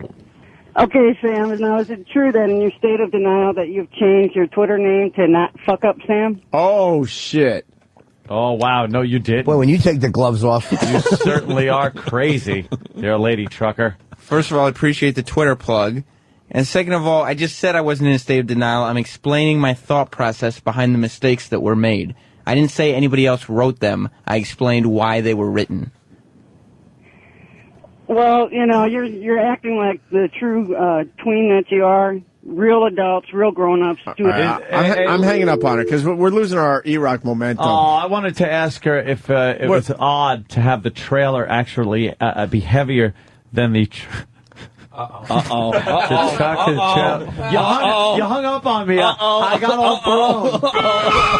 I've had to back out of that one. That's a great fat joke. What's it like to not be as fat as the truck? Yes. Oh, wait, that's correct. That was correct. How come I always get them backwards? I have joke dyslexia. They're supposed to be funny, Yes. and they're not. Two owners walk into a Jew. They bar it. Where's the crowd going? Stephen S. has another line. God damn it. He wants us to call E-Rock back and tell him that we're willing to pay for the flatbed truck if he needs to go to the hospital.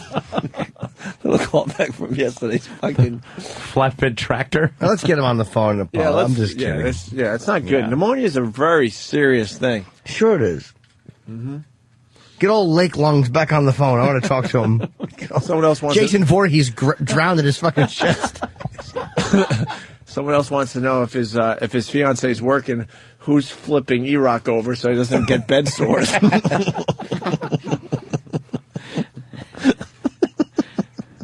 Poor E-Rock. He's got pneumonia. All right, E-Rock's back. Everyone's being mean to him. E-Rock. We're just kidding, E-Rock. Yeah, everything's good, man. Come on. E-Rock, how you doing, man? Yeah. E-Rock. E to the rock, right? Yeah. Yep. So you're going to be back in tomorrow. The doctor does say you're doing better. Yeah. Now, don't you take... Now, I know pneumonia isn't a viral thing. It's, Right. So you can take, what, penicillin for it? What do you take, antibiotics? Walk us through it, E-Rock. What's happening? Let us know. Go. They have me on Levaquin. What's Really? that? It's an antibiotic, 750 milligrams.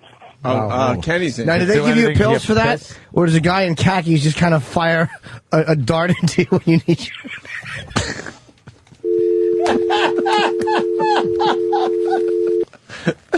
Can you get E-Rock on the phone? Why is he hanging up? Hold on, Kenny. We'll get E-Rock on, because Kenny obviously has something for E-Rock. Kenny ran in and put headphones on. Oh, good. Mm-hmm. Now, they mentioned the doctor, so I wanted to ask him a question. Yeah, please. Yeah. Oh, shit. Get E-Rock. I mean, Kenny obviously wouldn't say anything stupid. Holy Jesus Christ, man. Goddamn Jimmy's ruthless. Dog shit sniffer. His girlfriend knows when he's throwing up when she hears the bell around his neck clanging.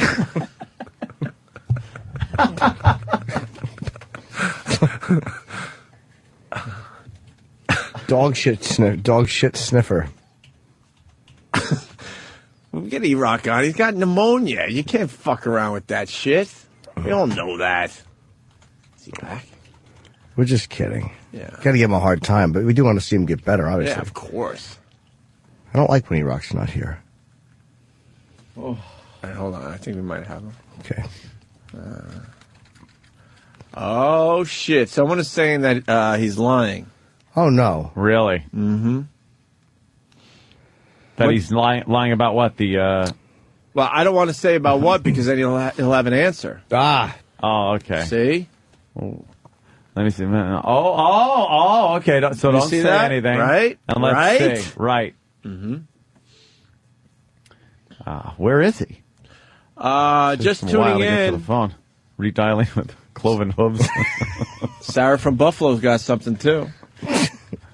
Yeah. Look at what Sarah's saying. Now he's not. Now we're on to him, so now he better pick up his phone. Get septic lungs on the fucking phone. I want to talk to him. I can't see that one. This one. I can't say, because yeah. this one right here. You see, Okay, well, I think... this one. Right here. Yeah. Okay. All right. Uh-huh. Hey, what's up? Oh, wait, we got him on. Yeah. All right, E-Rock, Kenny's in here, but first, a couple things. Uh-huh. Bonnie in D.C. writes, My husband's a retard. Oh, wait, that's Bonnie in Jersey. She writes, they wouldn't diagnose pneumonia without a chest x-ray, so you're lying. Did they do an x-ray? No, they didn't do an X-ray. Now, why wouldn't they do that? I think that's common practice to So see you got a little the maybe fluid in the bronchitis lung. or something. You can come to work with that shit. Some Really? people are I'll also show up right saying... now. And what drug are you on? Yeah, what are you on? Levaquin. Levaquin. Levaquin. Oh, yeah, the drug that is used for severe kidney infections. Is that it? Perhaps it's an antibiotic, very strong? Mm-hmm. Some people are saying you should be on Lasix. Hey, Eric. Maybe they Yes, should give you Kenny. some ointment. Yeah. Thanks, Kenny. Thanks. That's not even worth getting mad at. I know. What? Jesus, Kenny was excited for that one. So horrible. So you're on Levaquin. What does exactly that do? What is that? How does it help clear it up? One huge tablet that you take for 5 days. Yeah. Jersey Matt writes, I didn't realize that Cloverfield could be brought down by something as simple as a cold. Oh, come on. Now it's not Cloverfield. No. And Dr. Steve wants to clarify some stuff if we can get him on the phone. Yeah, let's talk to Dr. Steve and let him help. 'Cause it Make sounds sure that like- young Eric is taking the right medicine. Yeah. You have a kidney infection because that's what that drug is used for. No, Danny? It does say it's used for lung infection. All right, I'm sorry. His kidneys are fine. Peter Cleveland, he writes, E-Rock should be on Trim Spa. No, see, that's crazy because he's got pneumonia. Does this thing help, like the pill you're taking, does it help actually just get the gravy out of the lungs? E-Rock? Is it a Mayo blocker? E-Rock, comment? He's hung up. gone again. He's gone. What's wrong with this guy? He really is. Get off the fat jokes. Well, I don't think he's got pneumonia. He's a liar. He's a liar. Let's get the sniffles. He wrapped that pill up in a little slice of bacon, put it down his throat. Yeah, he did. Rub his throat so it goes down. Penis wrinkle. Yeah, I wanted to know how E-Rock caught the pneumonia. Was he truffle hunting? Was he what? Truffle hunting. Get him back on the phone. I do want to ask him some questions. Dr. Steve. The good doctor. Dr. Steve, how are you, sir? Hello, hey. boys. Because if poor Eric is all wrapped up in his blanket, he reminds me of a cocktail treat. Eric is claiming pneumonia, but we don't think he has the pneumonia because he didn't get the chest X-ray. Yeah, there's, you can hear it when you listen, but most doctors would get an X. There are some that'll cut corners and just treat you for it. So that's outside the realm of possibility. All right, so it's not like he's absolutely lying. Steve, what do you There think? is no X-ray. Right. What do you think he really has? Well, he probably has bronchitis, or he could have had the influenza. I mean, I don't know if they tested him for influenza. It'd be the next thing to ask him. Yeah, because that's real nice that he was in here feeling all shitty, and he had influenza. That exposing everybody to it. Speak with Sam in the little studio, right? Yeah, right. On Friday. With Sam. Yeah, Sam. Yeah. Are you sick? You've been hanging out with E-Rock. Feeling okay? Well, I thought I had allergies, but Oh, you got I hope it's sniffling a little bit? allergies. Yeah, and a sore throat. But if I had seen him, with a fever and the complaints that he had, I probably would have done an influenza screen. And if it was negative, then he either just had some badass virus or he had pneumonia. Now you put your stethoscope on the chest and you hear crackles. Then you can make the diagnosis of pneumonia clinically. You would usually verify it by doing a chest X-ray. If he continues to be sick, then they'll have to do a chest X-ray. We'll have to put him down. Now, Steve, is there any way Put a tarp on him? is there any way you could sort of diagnose him over the phone by having him maybe do something or ask him a question that he wouldn't really know the answer to and would have to answer honestly? Well, that'd be a tough one. Yeah. We could have him put the phone up to his chest and have him breathe, and that might be interesting. I've never done that. I wonder what that'll sound like. No, it'd be kind of like, guess what's in my pants? Yes, what's in my lungs. Yes. Where is that idiot? Yeah, can we get him back on? I don't know why he keeps hanging up on us. Stupid E-Rock. Come on. Yeah. So what are you up to, We'll leave Dr. it when Steve? it's Making any more perfectly fine. wine? I got a wine cellar now. I think I need a couple of bottles of Dr. Steve's wine. Squeeze Eric's lungs out. Steve's wine. I absolutely have some that I'm sending you. I'm ready for another dose of. Yeah, lose my address. Jesus. It's the good doctor on the phone. Opie. Yeah, how about some good wine then? Okay. So did they toss you out of here as far as your show goes, or what happened? I don't know. We're going to be on June 20th when Sam and Dave do a live show. Mm-hmm. And we're working on doing some live shows from Nashville, and then we'll make the Hajj to New York City at least once a year. But as far as a scheduled show, I think we're pretty much fucked. I don't know. Pretty much fucked. We got to figure all that shit I know. out. It was a good time listening to the callers. Very honest medical show. You We're never get to so ready for a second channel. So ready. Or a third. Well, No, for real. So ready. If they had just a few bucks laying around, we could program a second channel that would rock. Yeah. A lot of these comedian friends of ours want to do some time. If there were a few bucks, you got the Dr. Steve, you got the Laz, you got who are some of those other people doing the virus on the Saturday nights? Big Cat Geek stuff. Well, the phones are lit, but I don't know what they want to talk about. So yeah, and E-Rock's not calling back. No, he's resting. Joe Wagner from South Jersey, if E-Rock puts the phone up to his body, all you're going to hear is his stomach rumbling. In a constant state of hunger. Mm-hmm. We'll let the good doctor go. He's E-Rock. busy. He's a busy man. Yeah. All right, Mr. Dr. Steve. All right, boys. Good hearing from you. You too. Talk to you soon. What, to put the phone to E-Rock's chest would be like listening to an oil derrick. See, because his cholesterol's a little, of course, a little on the high side. That's from Phoenix. All right. Thanks. Yeah. Thank you, Ann said, doctor. thanks. All right. Be good. Bye, Dr. Steve. Should we take a break? I don't think Steve's a good egg. I think. Oh, we got E-Rock back? Day late and $1 short. E-Rock? Yeah. You're right. Hi, E-Rock.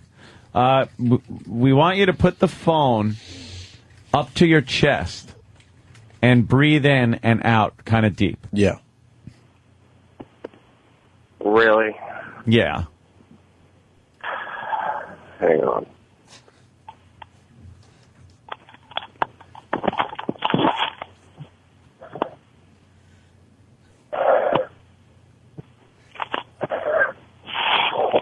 There you go. Oh, that sound a little... Ugh.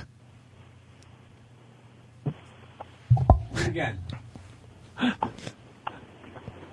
Anything else? Could you do it again, E-Rock, please? Yeah. Oh, my God. That doesn't sound good. That doesn't sound good. E-Rock, your lungs sound like shit.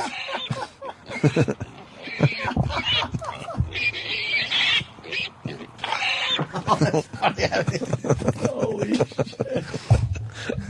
E-Rock? Hey, E-Rock. We're not getting him back now. There's no way he's calling He back. rolled over on the phone now. It looks like a fruit roll up. What's your name, fat body?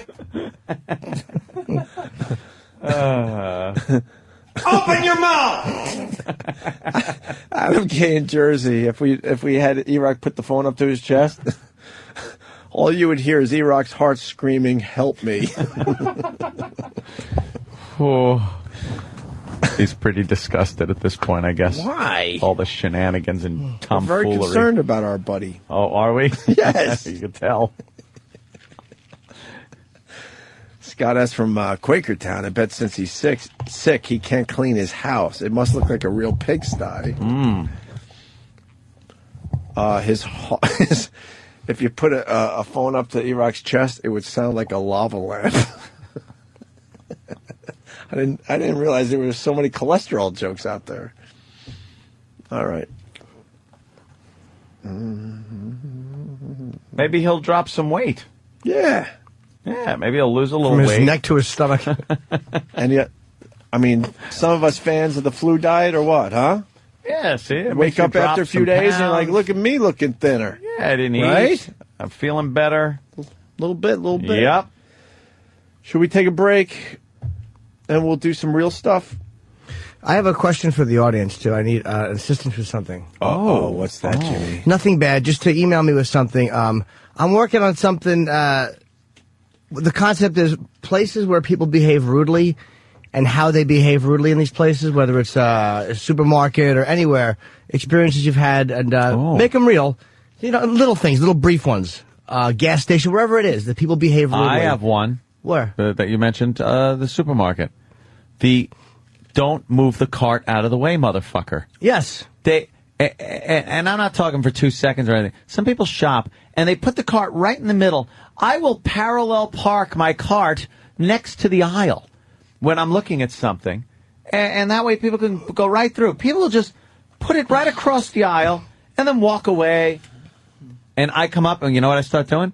You know that little bottom piece on the shopping cart where you put like charcoal and stuff, that down low thing? It kind of is hinged. I start kicking that as I walk, and my cart goes coming down the aisle. So people know I'm coming. That's pretty smart. Yeah. The real Jim Norton at gmail.com. Please email me these things. And Danny had sent me a note. Ant's been food shopping. Let's be honest. When you bring your cart into the liquor store, and everybody else is holding those little hand things, and Anthony actually has a push cart that he took from the fucking Stop and Shop. He actually goes Can in I there. tell a very, very true story about that real quick? Yeah, but he goes in there with a forklift. Who are you kidding? Not a fucking Yeah, shopping fucking cart. pallet. Load it up, boys. Right. This should do me good for the weekend. When the bar first went in, and Keith and I went to the liquor store to stock it, we did get a full-size shopping cart. Shopping to cart. stock it. Nice. To stock it with booze. Oops. A lot of people want to know if we could call Iraq back and find out what the spider is writing in the web. That's a great Charlotte's Web wow, joke. Yeah. That's right, fucking Wilbur Nagel. Jesus. Some dope. Hey, what are those things called? What, the sprinkler? Like if you hold the lighter up to a sprinkler, it will fucking spit water out, right? Yes, it's called a sprinkler. Sprinkler head. Isn't there hallow in that? Halogen. Used to be halogen. Then they found out that if you were in the room with the halogen, you would die. Yeah. But, you know, if you're in the room with the fire, you're dead too. So. All right. We're going to break. All that stuff. I think we're going to play the new game we like playing where I give Ann a few choices. So well, because you brought some things up earlier and we got teased them, and I was like, what? We got to talk about the convenience store guy. Yeah, but there after was the break. something else, too. What? There's something else that I was like, I know what it was, I think. What? The kid shows created. Oh, yes! Yay! What was that again? 25 shows that must have been kid shows that must have been created under the influence of drugs. Yeah, why don't we start thinking about during the break, and you guys can help us with this list, okay? Kid shows that had to been created by adults on drugs because they're so fucking whacked out. And do you know a lot of these shows? Because these shows, I think, happened after I grew up. I saw the list. There's a few. I know a few. There's a few I don't know, but I do think there's a few that have been omitted from that list. And there's explanations why they think this, hopefully? Yeah, because that'll make this bit Is there work. is one? I just got to ask if one show is on there. All right. They're newer. Well, they kind of it ranges. It ranges. Is my favoriteest kid show of all time, Lazy Town, on there? Oh, give yourself a bill. The little girl with with the pink hair. I don't even. I know what you're talking about. She's going to be hot. Oh, Marjorie. I think she grew up Wait, already. you watched that show? No, I flipped the through chick? it, and I saw the girl with the pink hair, and I'm like, I bet she's going to be really hot. Dude, look. Come on. Stop it. What a fucking Right? creep. How old is her? What's wrong with that? Why is the girl a creep, Jimmy? Yeah, why is the girl a creep? What do you mean, gonna That's be? awful. All right, let me look. Dude, she's got. You got to look at that. What She's got youth on her. cultivating. Yeah, she's got Something's youth on her cultivating. side, but she's ugly. She's going through an awkward stage. She is ugly. The terrible twos? No, she's going through an awkward phase. Oh, Anthony got something wrong today. That is very rare. What happened? It's not halogen, it's halon. Oh, right. Halogen's a headlight. Right. Ah, go Wow, you got fuck your- something wrong. Go fuck yourself. Oh, what I'm the sorry. I did make a mistake there. I'll give you Halon. this. Halogen. I'll give you this. Thank you. Thank you, Thank you. oh dear friends, for coming to my birthday. When am I getting the other one? It's so good to laugh. Nothing beats that. E-Rock was supposed to do it, but, he's going to milk this, Oh, yeah. See, that's the good one. That was an actual shot. Well, minus Or is that minus explain- Brian Peppers in the corner there. Why don't you explain that shot? Is that real? Yeah, that's a screen cap, sure. No, it isn't. Yeah. Get the fuck out of here. Explain She's that doing a one, little man. dance. She's like trying to. I'm sure it's like in the middle of an action. She's shot. on her back, and her nose is trying to touch her knees, basically. Yeah, and there's some gentleman with a mustache in her crotch area. But you see, her arms are hooked. Like she's laying on someone's back, and her arms are hooked. So that's probably in the middle of doing some flip. And Yeah, that's a just flip. A still shot. You're right. You're right. Yeah. Oh. But it looks very suspect. Oh. in that. Scooby-Doo, total drug show. Well, we'll find out after the break. They should have called it Scooby-Dooby. Yep. No, do it. Huh? It's not mine. What happened? All right, let's break. Let's just hit that thing.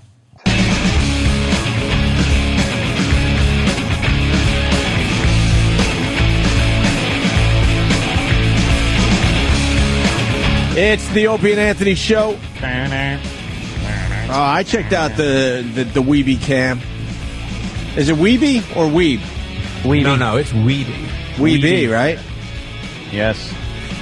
And I believe in what Twin Galaxy has to say. And Billy Mitchell sucks dick. And did we see a kill screen yesterday? There was a kill screen at the E3, the Electronics Expo. Oh, yeah, the E3 was pretty screen. popular yesterday. G4 was covering it. And, G4 certainly was. There was the If anyone's interested. If anyone's interested, there was a kill No one is screen. interested. If anyone's interested, there's a kill screen. Kill screen coming up.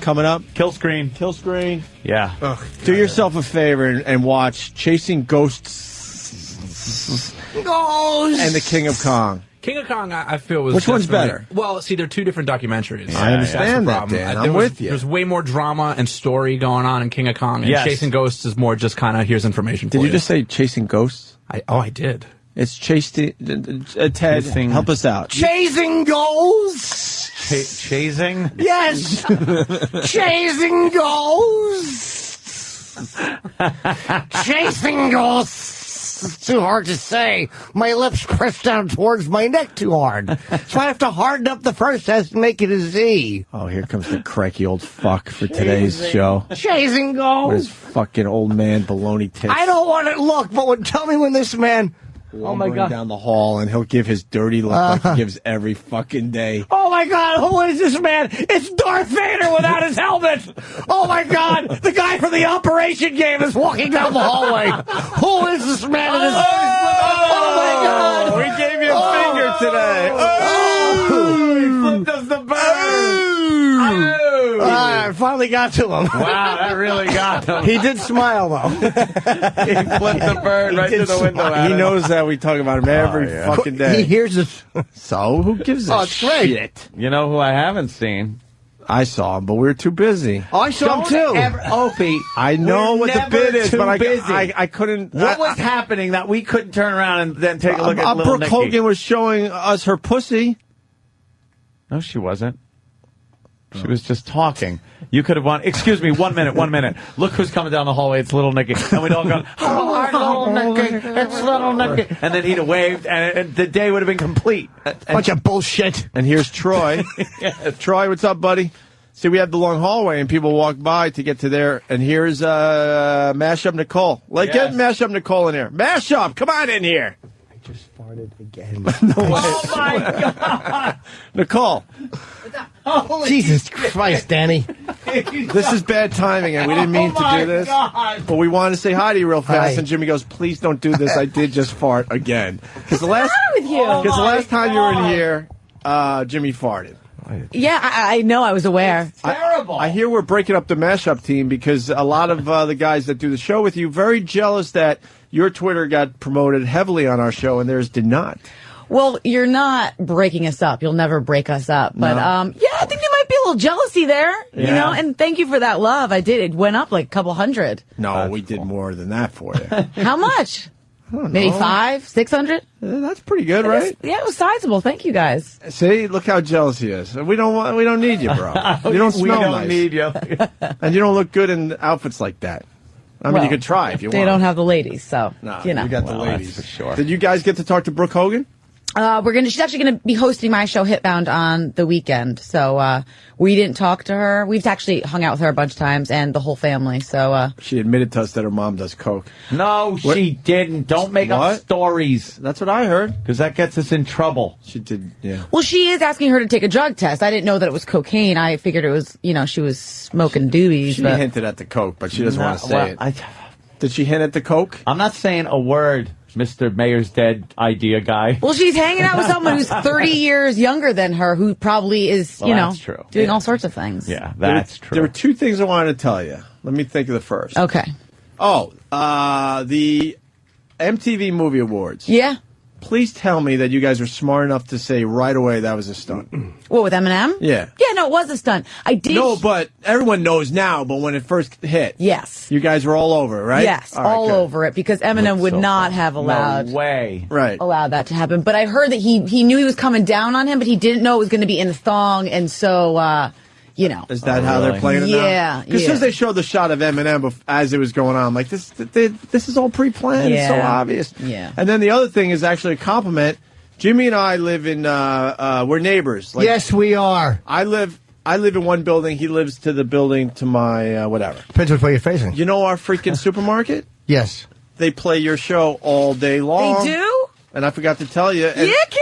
And it finally hit me. I'm like, wait a minute. I know that voice. And I was listening. I'm like, holy shit, they got Sirius XM on in our supermarket all the time. And the only channel they play is Hits 1 or whatever. Were you as excited as Kenny? It's Nicole's 411. Kenny, are you excited?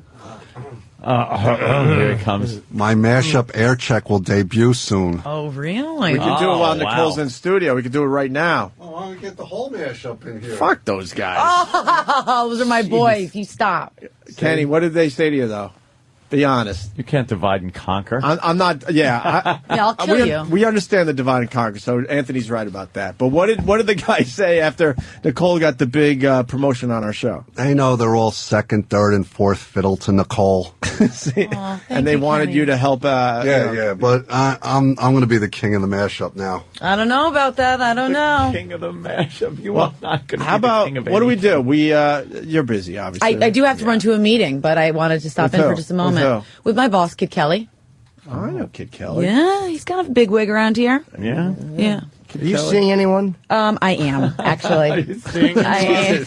Jimmy just he's looking at his phone. He didn't even look over at her. Yeah, I know. Goes, are you seeing anyone? Like an interview. Who are you seeing? She twitters about her BF. Yes, Yeah? I do. We're going to move in together, I think, in August. How long have you been with this bum? Like 9 months. That's too soon. I know. Obsessed? I'm a little nervous, I'm not going to lie, but I think I'm ready. And you get along well. Yeah. No! You Why are you spent nervous? Some time together at a length where, it's not like you're going to be like, holy shit, I didn't know he did this. Or No, I think I know him, and I'm nervous because I'm a little younger than him, and what is he, 50? No, he's only like 6 years older than me. Oh, okay. But it's a big commitment. Yeah, it is. Yeah. What are you nervous about, though? I don't know. I just don't want it to be the wrong decision. It's like, to reverse that after you move in with someone You is don't hell. want to wreck it. You can't reverse it. It's like impossible. That's a very You don't want to good ruin point. it. You can't reverse that stuff, right? You know what I mean? Yeah. It'll be a mess. But yeah, he's a lovely, lovely guy, and I'm sure you guys would get along. Why? He's a cool guy. He's fun. How old is he? He is 32. What Now kind we of know work how does old he she do? is. That wasn't nice, Jimmy. Why? He's older than her, so she's younger. Yeah, but now we know how old she is. Why? And I wasn't going to go there because she already gave us the math problem. I didn't before know that. what math she did. I didn't hear it. What's he do for work? He works in sales. Okay, what nationality is he? Is he a white guy, black guy, He's a white tall, guy. small, Italian? He's big. He's like 6'2", 200 pounds. Big blue eyes. He would fuck you up. Good luck to you. Big Aryan. Yes, he is. Now, depending on her answer, he's a good man. He's 5'1". He was paralyzed in a boating accident. Now I can hit on her. But he's 6'2" with big blue eyes, ex-linebacker. Yeah. Hope it works out. Yeah, thank you. Hope Thank your you. relationship flourishes. Well, Kenny, I can't wait to hear your demo, and I'm going to get to that meeting. Yes. with Yeah, maybe you. tomorrow you run. Yeah. Maybe we get the whole gang in here. Yeah, definitely. And we do like the other guys, but No, we don't. We just don't want to talk to them. We just don't want to talk to them because they don't run around. You run around naked and stuff. Yeah, Come on. right, yeah. I got that on them. That's about it, though. All right. That's why he wants you to move in. Of course he does. But I just see you naked all the time. No, he likes her family. He caught a picture of your nana, and he's like, I got to get around her nude. Okay, I'm out of here. Yeah, see, like Nicole can only take so much There of us. she I love goes. it. I love finding everyone's line around here. They hate us. They all think, all right, they're fun, and then we just always blow it. So what did the cranky old fuck gave us the finger today, Jimmy? That's good. Yeah. We're making headway with him. Getting to him. Huh? We're making headway. Getting to him. He fucking likes Got us. very nice breasts. Jesus. She's nice to everything, Ann. She's probably got nice fucking corns on her feet. I don't have a foot fetish, but I'd let her rub the corns on her feet across my eyeball. I'd let her fucking scrape my eye with her corn. Doesn't sound very healthy. It's sexy as a motherfucker. Mash up Nicole is Nicole's Twitter thing. And then Kenny could give the other Twitter guys because we don't care. plug, because I don't really know. I don't even know their names. I just know Nicole does the show. I don't know their names either. I think Rich does because he's part of Covino and Rich. Oh. Or Rich and Covino, whatever what do we got? Give them the plugs there, Kenny, so they feel good about themselves. I'm the king of the mashup. Then You're not the king of the mashup. After my air check, I will be. Do you want to do the air check? Yell at him. You want to do the air check? A child. Yeah, I think we should. All of a sudden, what time is it? He's fucking popping shit like he's fucking he's Bill Broadcaster. I want to hear how good he is. Kenny's getting too big for his fucking. All right, getting too big for his giant britches. Yes, too big. I couldn't think of something oaf-like. The kid show thing might have to wait till tomorrow. I don't know. Let's see. Maybe we squeeze everything in. Yeah. Maybe we actually do material today. No. Why are they closing the fucking curtain? Why? I'm trying to think of what we're doing. Kenny gonna shit a gerbil? Why are we closing the curtain? There's a surprise guest who wants to make an entrance. This is gonna suck. No. Who? Fucking. Probably some mutant with white stuff on the corner of his mouth. Kenny, do you know what's going on? No. Why would he? Damn it. He's only the guy with the gun. Why would Kenny have any clue? He's only the fucking security for this radio program. All I want to hear is that thing go off when this guest comes and then followed by an, oh my God, I'm sorry. Hey! What are you doing out water? What is pneumonia doing here? Well, I guess apparently it wasn't made clear that I really wasn't sick, so I thought I would come in and you could evaluate for yourself. And get everybody sick? Hey, only one way to prove it, right? Are you still contagious, you think? Yeah, for at least another day. Why did you feel like you had to come in here? Why not just take your beating? Oh, I did. He is huffing and puffing like a locomotive. Stand here. I figured it was a slow ride at 10:30, so I'd come in and You sort of look a little sick in the eyes, but that's not pneumonia. No. You want to do? All right, do some push-ups. Oh, God. Or you'll kill him. Hey, you want to do the bit, or do no, some... I mean, if you kill him without pneumonia, it would kill him. Do some jumping jacks. Go like... Nope. Go... Oh shit! Yeah, okay, that was a good nodule. Sorry. Hi, Jimmy. Hi, buddy. Boy. Jimmy's not happy. And I'm eating soup. I don't mind if you're sick. My immune system fucking laughs at pneumonia. My immune system is the shit. Please stop. I'm talking. Sorry. Don't be rude. My immune system is very, very good. Who comes into work when they took a day off? I don't know, especially when they do nothing when they're here anyway. What kind of soup are you eating? Chicken noodle. Oh, it sounds yummy. E-Rock, could you put the new clip in the machine and then you could go home? I want the Pee-wee thing where he goes, it's so good to laugh. All right. You're a weirdo. Weirdo. He is. Anyone else would have said, all right, I got beat up. Now I'm just going to lay here and go back to my punch-out. Why punch out? Y'all, This is fun. Y'all, fucked up from the fever? Is that why you came here? You thought you would go to the kitchen? What happened? No, the fever is actually is down. Subsided? Yeah, it's almost... Your fever's gone down. You're not even contagious anymore, you know? Yeah, You're really not contagious. It's about 100, so that's not really a fever. You know what? People are shocked that you're actually sticking up for yourself today by coming in here. Not sticking. He's probably something here he needs. Probably left like a fucking wrestling DVD box set here. Exactly. Hey, Hyman Roth. Who's this skirt? Who's this skirt walking down the hall? Steve Carlisi. Do you know that skirt? No. Must be new. Wow, sassy black girl. Your son. Skirt. Damn. Sounds on out there. I waved and they just totally ignored me. Of course Don't be they did. intimidated by my chiseled chin. Chiseled off. Go away from me. All right, E-Rock, I don't know what we're supposed to do with this. Nothing, just saying hi. Good. And now what? You're going to go back in your car and go home? Well, I got a drop that you want to get, Yeah, please. so I'll go do that. So the two awkward laughs, so good to laugh, and then the as he's trying to blow. You know up what the like candles. I'd like to happen to like even though you're sick, I'd like you to sing "All I Want to Do Is Zoom, Zoom, Zoom" as you throw yourself down an elevator shaft.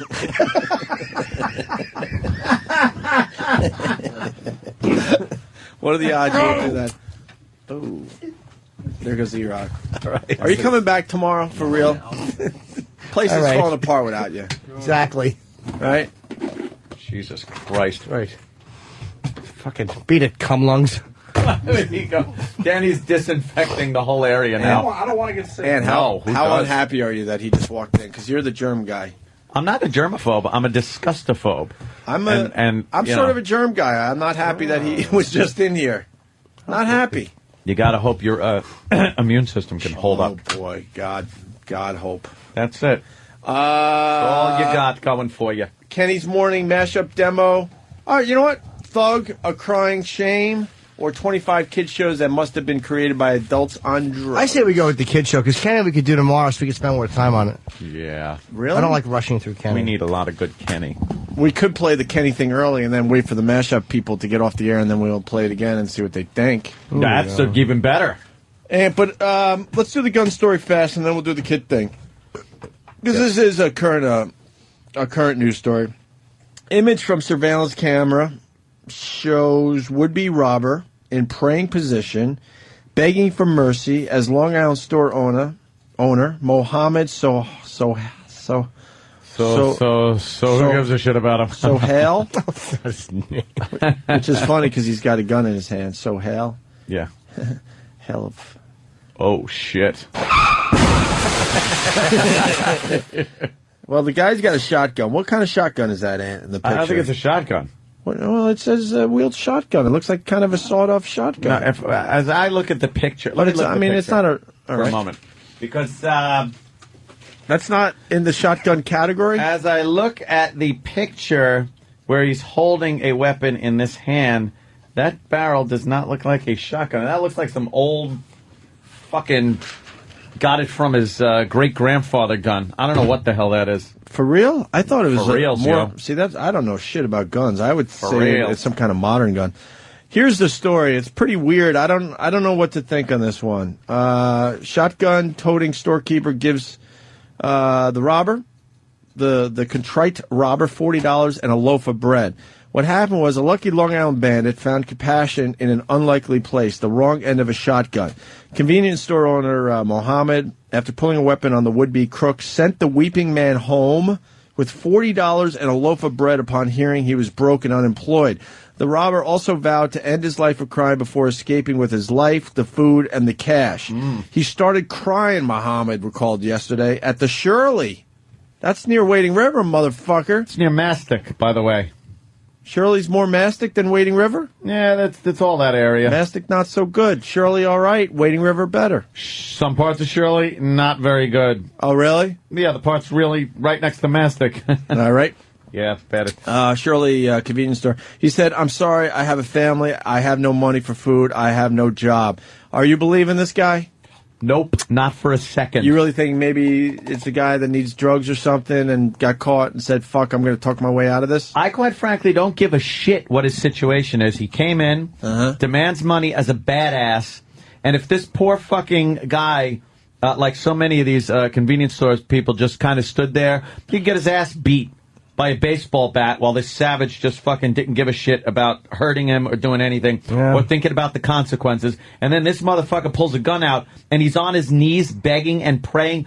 That butt of that fucking rifle would have been right across the bridge of this cocksucker's nose. And he would have considered himself fucking lucky. That's how you would have played it? That's right. The unidentified masked bandit was not so contrite seconds earlier when a surveillance camera caught him waving a bat at Mohammed while demanding cash in the 12:35 a.m. robbery. I said, "Hold on, relax," said Mohammed, who was just about to close up shop. Rather than empty the register, the 46-year-old Pakistani immigrant, reached beneath the counter and grabbed his licensed shotgun. And some people say it's a 9mm rifle. Some else saying it's an M1 carbine. Look, I'm looking at this picture. It's not a shotgun, first of all. Okay. The picture that he's holding right there. Right. That ain't a fucking shotgun. That's really not a shotgun? Nope.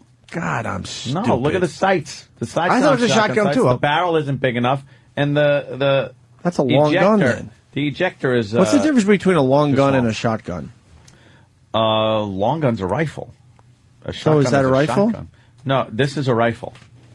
A shotgun That's doesn't a rifle? have... A rifle has a rifled bore. Yeah. It spins the bullet. A shotgun is just a smooth bore. Oh, shit. Yeah. So... Mars, go home. It's not a... that is not a shotgun. That fucking guy has something there. Yeah, it's a little carbine or something.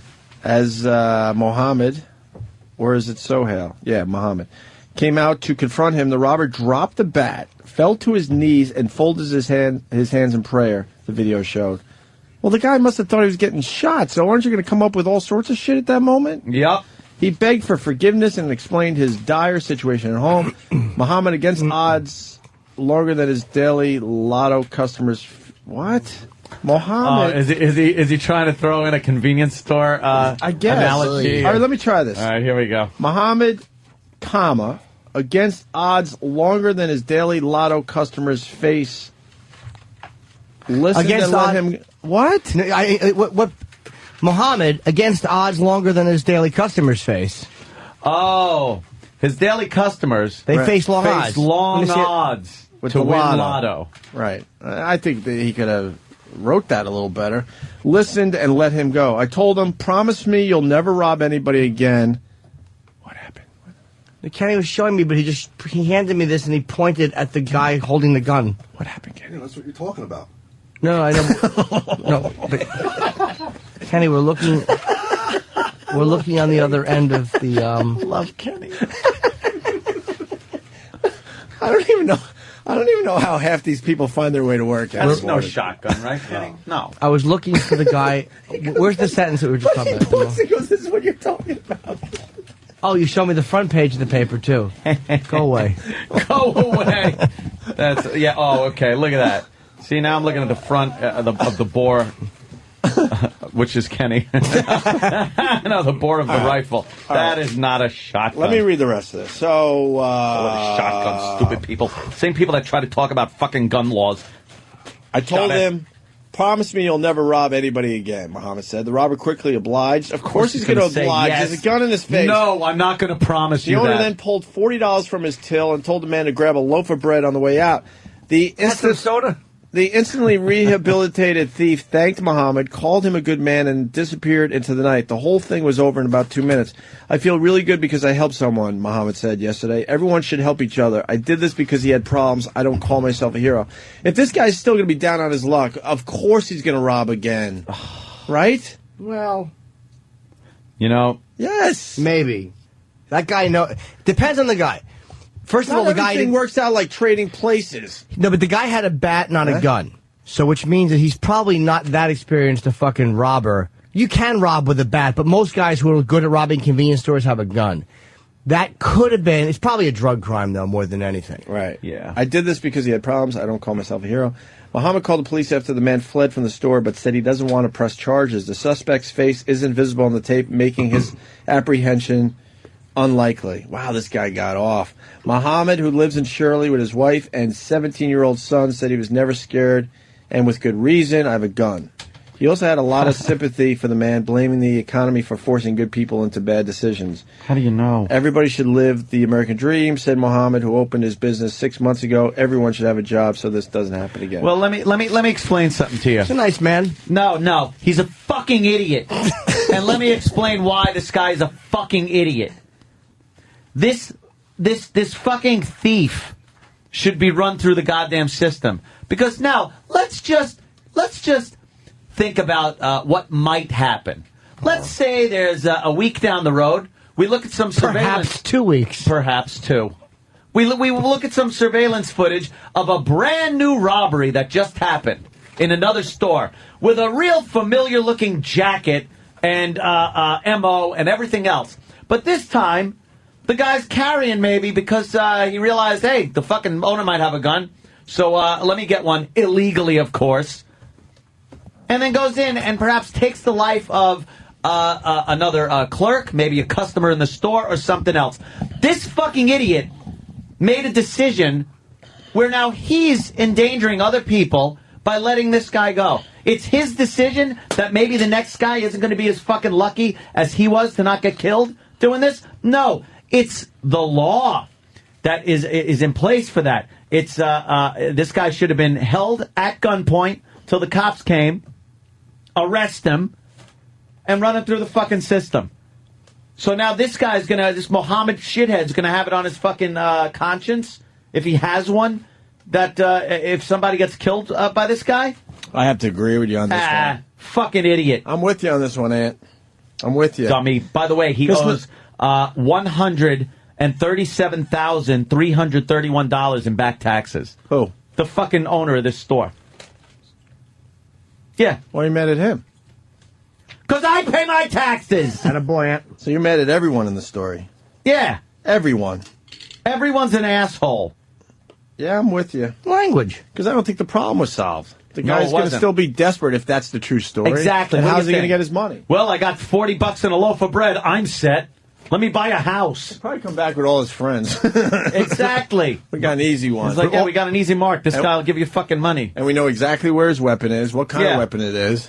Yeah, but you're not going to go back knowing he has that gun. But the payment today points out that it wasn't loaded. So, sir, load your gun, you blithering idiot. You know what? You don't go back in. You go back in because you know he's got a gun, and then you fucking know that you have to blindside him and smash his face in before he gets to it.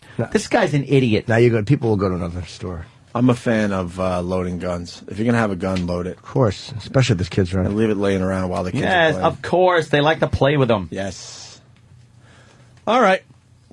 So take it upon yourself to maybe endanger someone else by letting this fucking criminal go. No, you shouldn't. Good move. Good move. It's not a good move.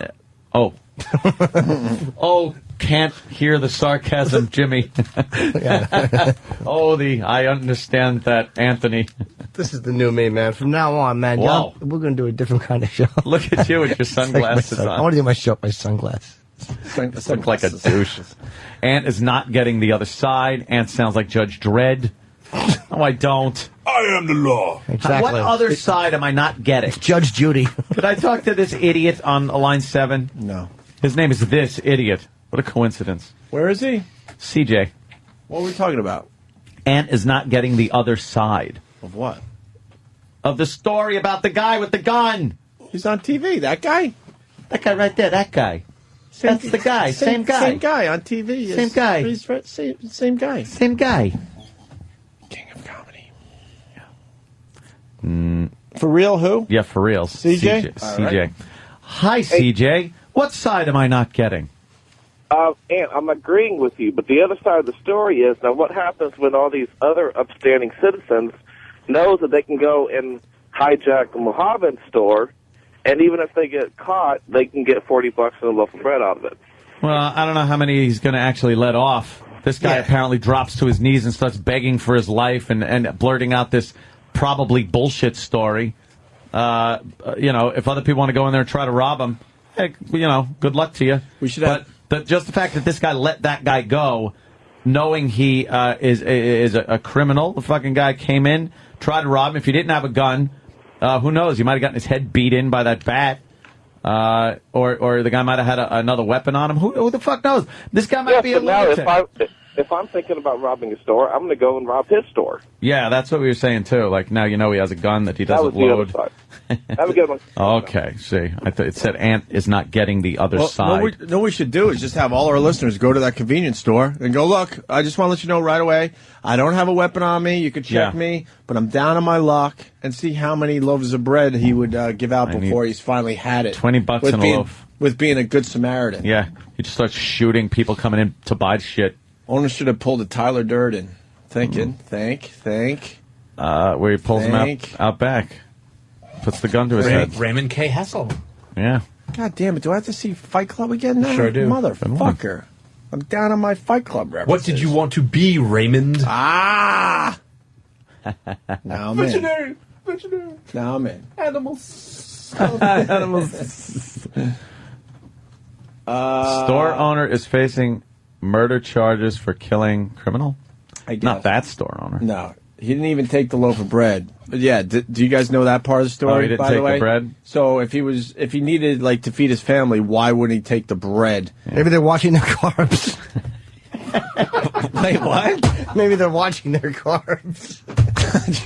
That's right. Mr. Atkins was robbing the fucking store. There's no one's buying his dumb book anymore. Because he's dead. Exactly. Obviously. Hence it hurt sales. Yes. I tried to promote and he just came out in a coffin. Obviously, he wasn't robbing for the Nagel family. No, they would have just said, keep the money, give us the bread. What is that? Is that the latest teacher? God damn it, another teacher having sex with a sex? student? Yeah, hang on, let me get This could be the hottest one yet. No, for robbery. Oh, yeah. For raver. Is this breaking news, Dan? I think it's new. God damn it. Let's take a look. Not as good as LaFleur. No, but she's cute. She's all right. Yeah. Wow, what are the details? All we need are grades. It's not new? No. I'll go fuck yourself. Dan, thanks for nothing. Way to go. Thanks for a big heaping bag of nothing. Boy, those friggin' instant feedbackers. What was the grade? It was a high school drama teacher. Oh, okay. Well, you could fuck them. Yeah, they're Sure probably you can. doing Lolita or something. Push that fucking failed actress over the piano and stick it in her shitter. Yeah. Fucking poker shitter. Yeah. Jimmy's right. Gym teachers, failed athletes. Yep. Drama teachers, never made it with their acting. So why are they teaching you? Because they could teach. Music teachers, Music teachers. failed fucking singers, piano players, whatever they are. What Organists. fucking music teacher would like to, make 40,000 instead of selling hit records for I'd millions and rather millions? pass on my gift. Yeah, would you? Every music teacher who plays the piano, I want to just slam that little thing down on their fingers. Whatever it's called, the thing that covers the keys. The key cover. Yes, I want to mash that down on their fucking fingers. I fucking hate this oatmeal. You don't like that oatmeal? God damn it, fucking fuck. It's a bunch of crap. Have a little fruit in there. I tried. Yes. Here we go. I bet a big fruit.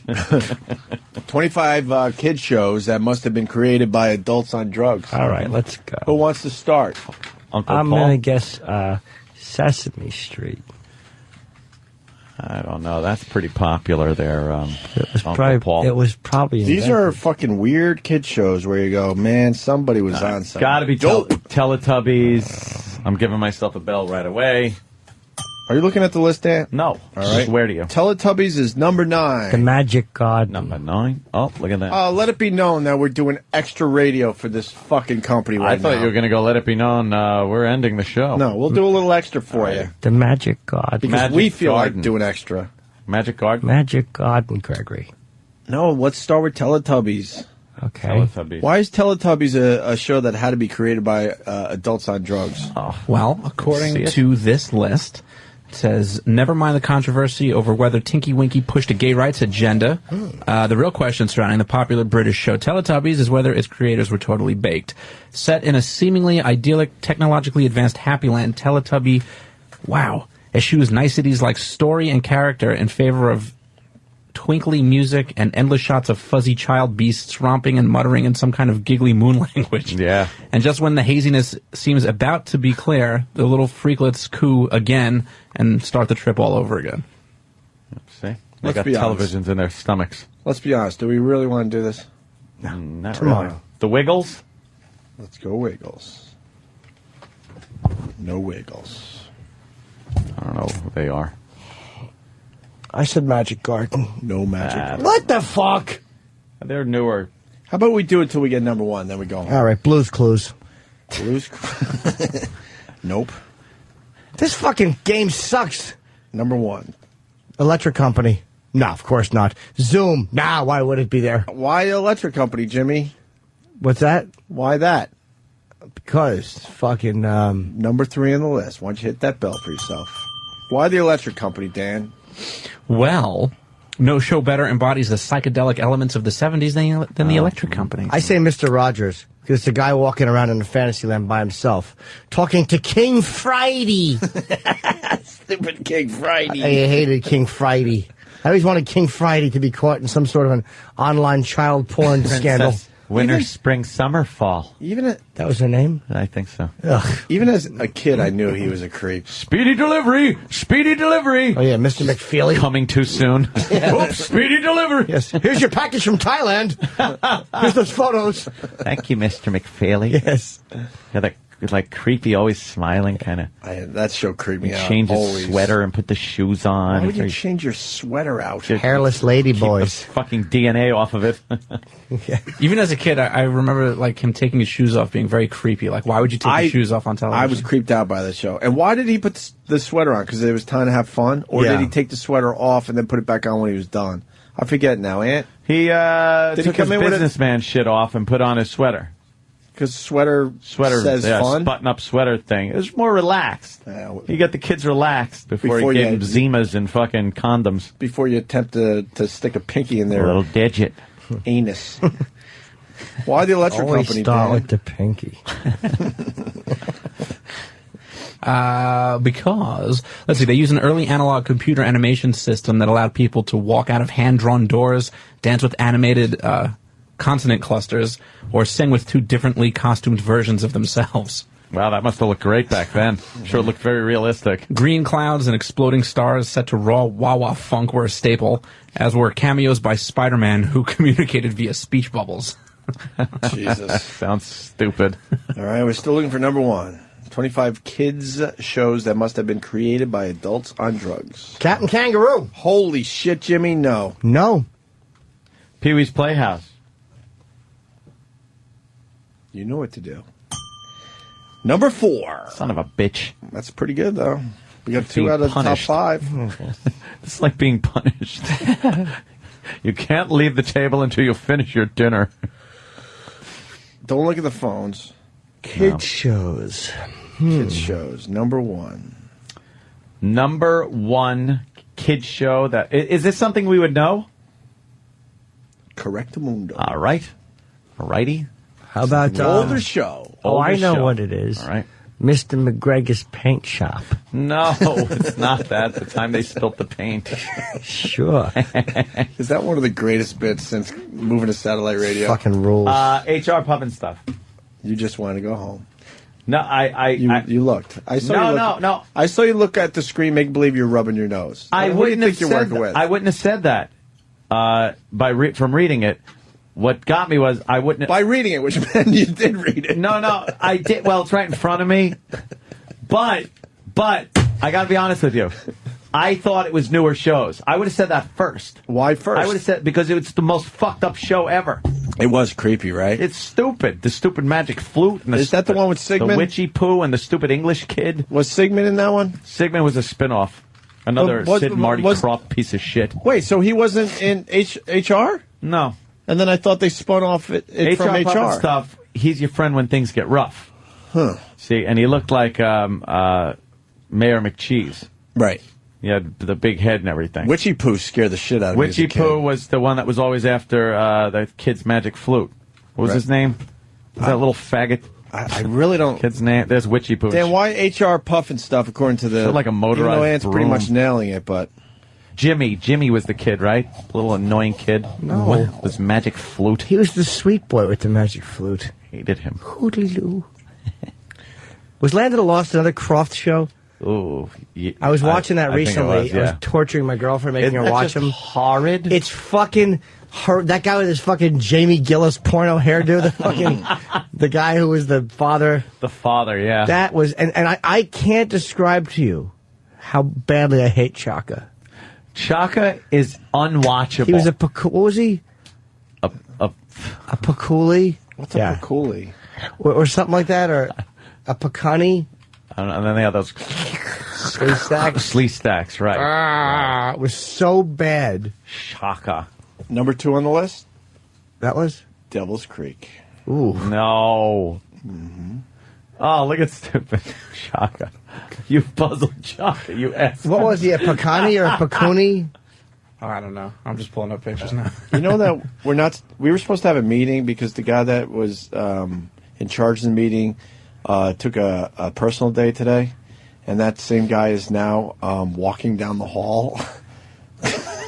Oh, shit. Can they ever? See, I knew we should have gotten out of here. Well, just go. I've now made new plans, though. So No, I can't have he a ain't meeting. walking in here to meet with us. Now I've had it. You know. Hey, why Puffin? You don't want to meet with Laverne DeFazio's father? Why Puffin I stuff? have a meeting with the big ragu at noon. Creepy flavor saver under his nose. Although Puffin stuff was never meant to be pro-pot or pro-psychedelics, it's not hard to perceive a lysergic tinge to the show's ongoing saga of a kid lured by a talking flute to a land of witches and rampant anthropomorphism. Whatever the fuck that means. It's, what'd you say? The word? Anthropomorphism. Okay. I'm assuming... I don't know. It's got po in it, so it's got to be good. Well, Travis beat you to it in my ear. Good. Damn it. In your ear? No, my ear. Oh, I heard wrong. In my ear. I heard in my ass. What the hell is that? I guess that would be like talking plants or something. Anthropomorphism. I gave you guys, by the way, folders of your pictures. Did you get them? No. What do you mean? You emailed them? No, I fucking gave you the disc. I didn't give you no fucking disc. Corleone, give me this. I didn't get no fucking Jimmy disc. Norton, give me that. No disc for me. I got it. Nope. No, I didn't. Anthropomorphism is giving uniquely human characteristics to non-human creatures and creatures. And you know that. Okay. Like E-Rock. We're out of here. Anthropomorphic. It was fun. Yes! And it's going to be even more fun when we do it all again for you tomorrow. Big guests tomorrow. Who? Yes. I don't know. What info will we get wrong tomorrow? Sure, the names. Yeah. That was pretty funny, though, Jimmy. I love that. I'm sure of it. All right, this is just a tease. Because I can't help myself. Kenny's mashup demo. There's 10 tracks. Just a tease. Psychedelic. Hey, it's me, Crazy Kenny, king of the morning mashup. I want to start off by kissing Kid Kelly's ass. He's the boss of the mashup, so I want to dedicate a song to all you metrosexuals out there. Here's the Jonas Brothers with Paranoid. I make the most around. One criticism, you should have said kissing Kid Kelly's keister. No, I'm saying for the flow of the K words, for the sound, that's all. As opposed to kissing Kid Kelly's ass, you should have said kissing Kid Kelly's keister, because you were making the K sound to a lot of stuff. I take that back. Yeah, because I was just saying like as a flow thing. It was serious criticism. No, he's right. That's why he's a great comedian. I don't like Kenny's fucking shoe-sneaker combination. What has he got going on? I don't know, those giant fucking... Let me see. Those stupid hybrid boats on his feet. Oh, they're like black sneakers that are They're supposed to fucking look like sneaker shoes. shoes. They're awful. They're the type of things that like fucking that giants have to wear when they wear suits. Because they don't make like proper shoes. Even in a tux, you'd have to wear those fucking awful, dull, no reflective shoes. But he's got a horrible. Holy shit! He just hands you a great compliment and you bash him. I'm not bashing him. Bashing his shoes. That's He's got to fucking be awful. quick. He's got to be quick on his feet. He's got work boot laces in his fucking dress shoes. Sickens me. Oh, those big lug shoes. Can we lug out of here? Yes, those are awful. All right. Let us tear. Look, when all the mics go off, then the show has to end. Show's over. It does. All right. Who's out first? Take it easy. Oh, Danny's out first. Yeah. Oh, Yeah, Jimmy's out. Yeah, all right. And, I'm done. Wait, put the guest mics on so you can still hear us now.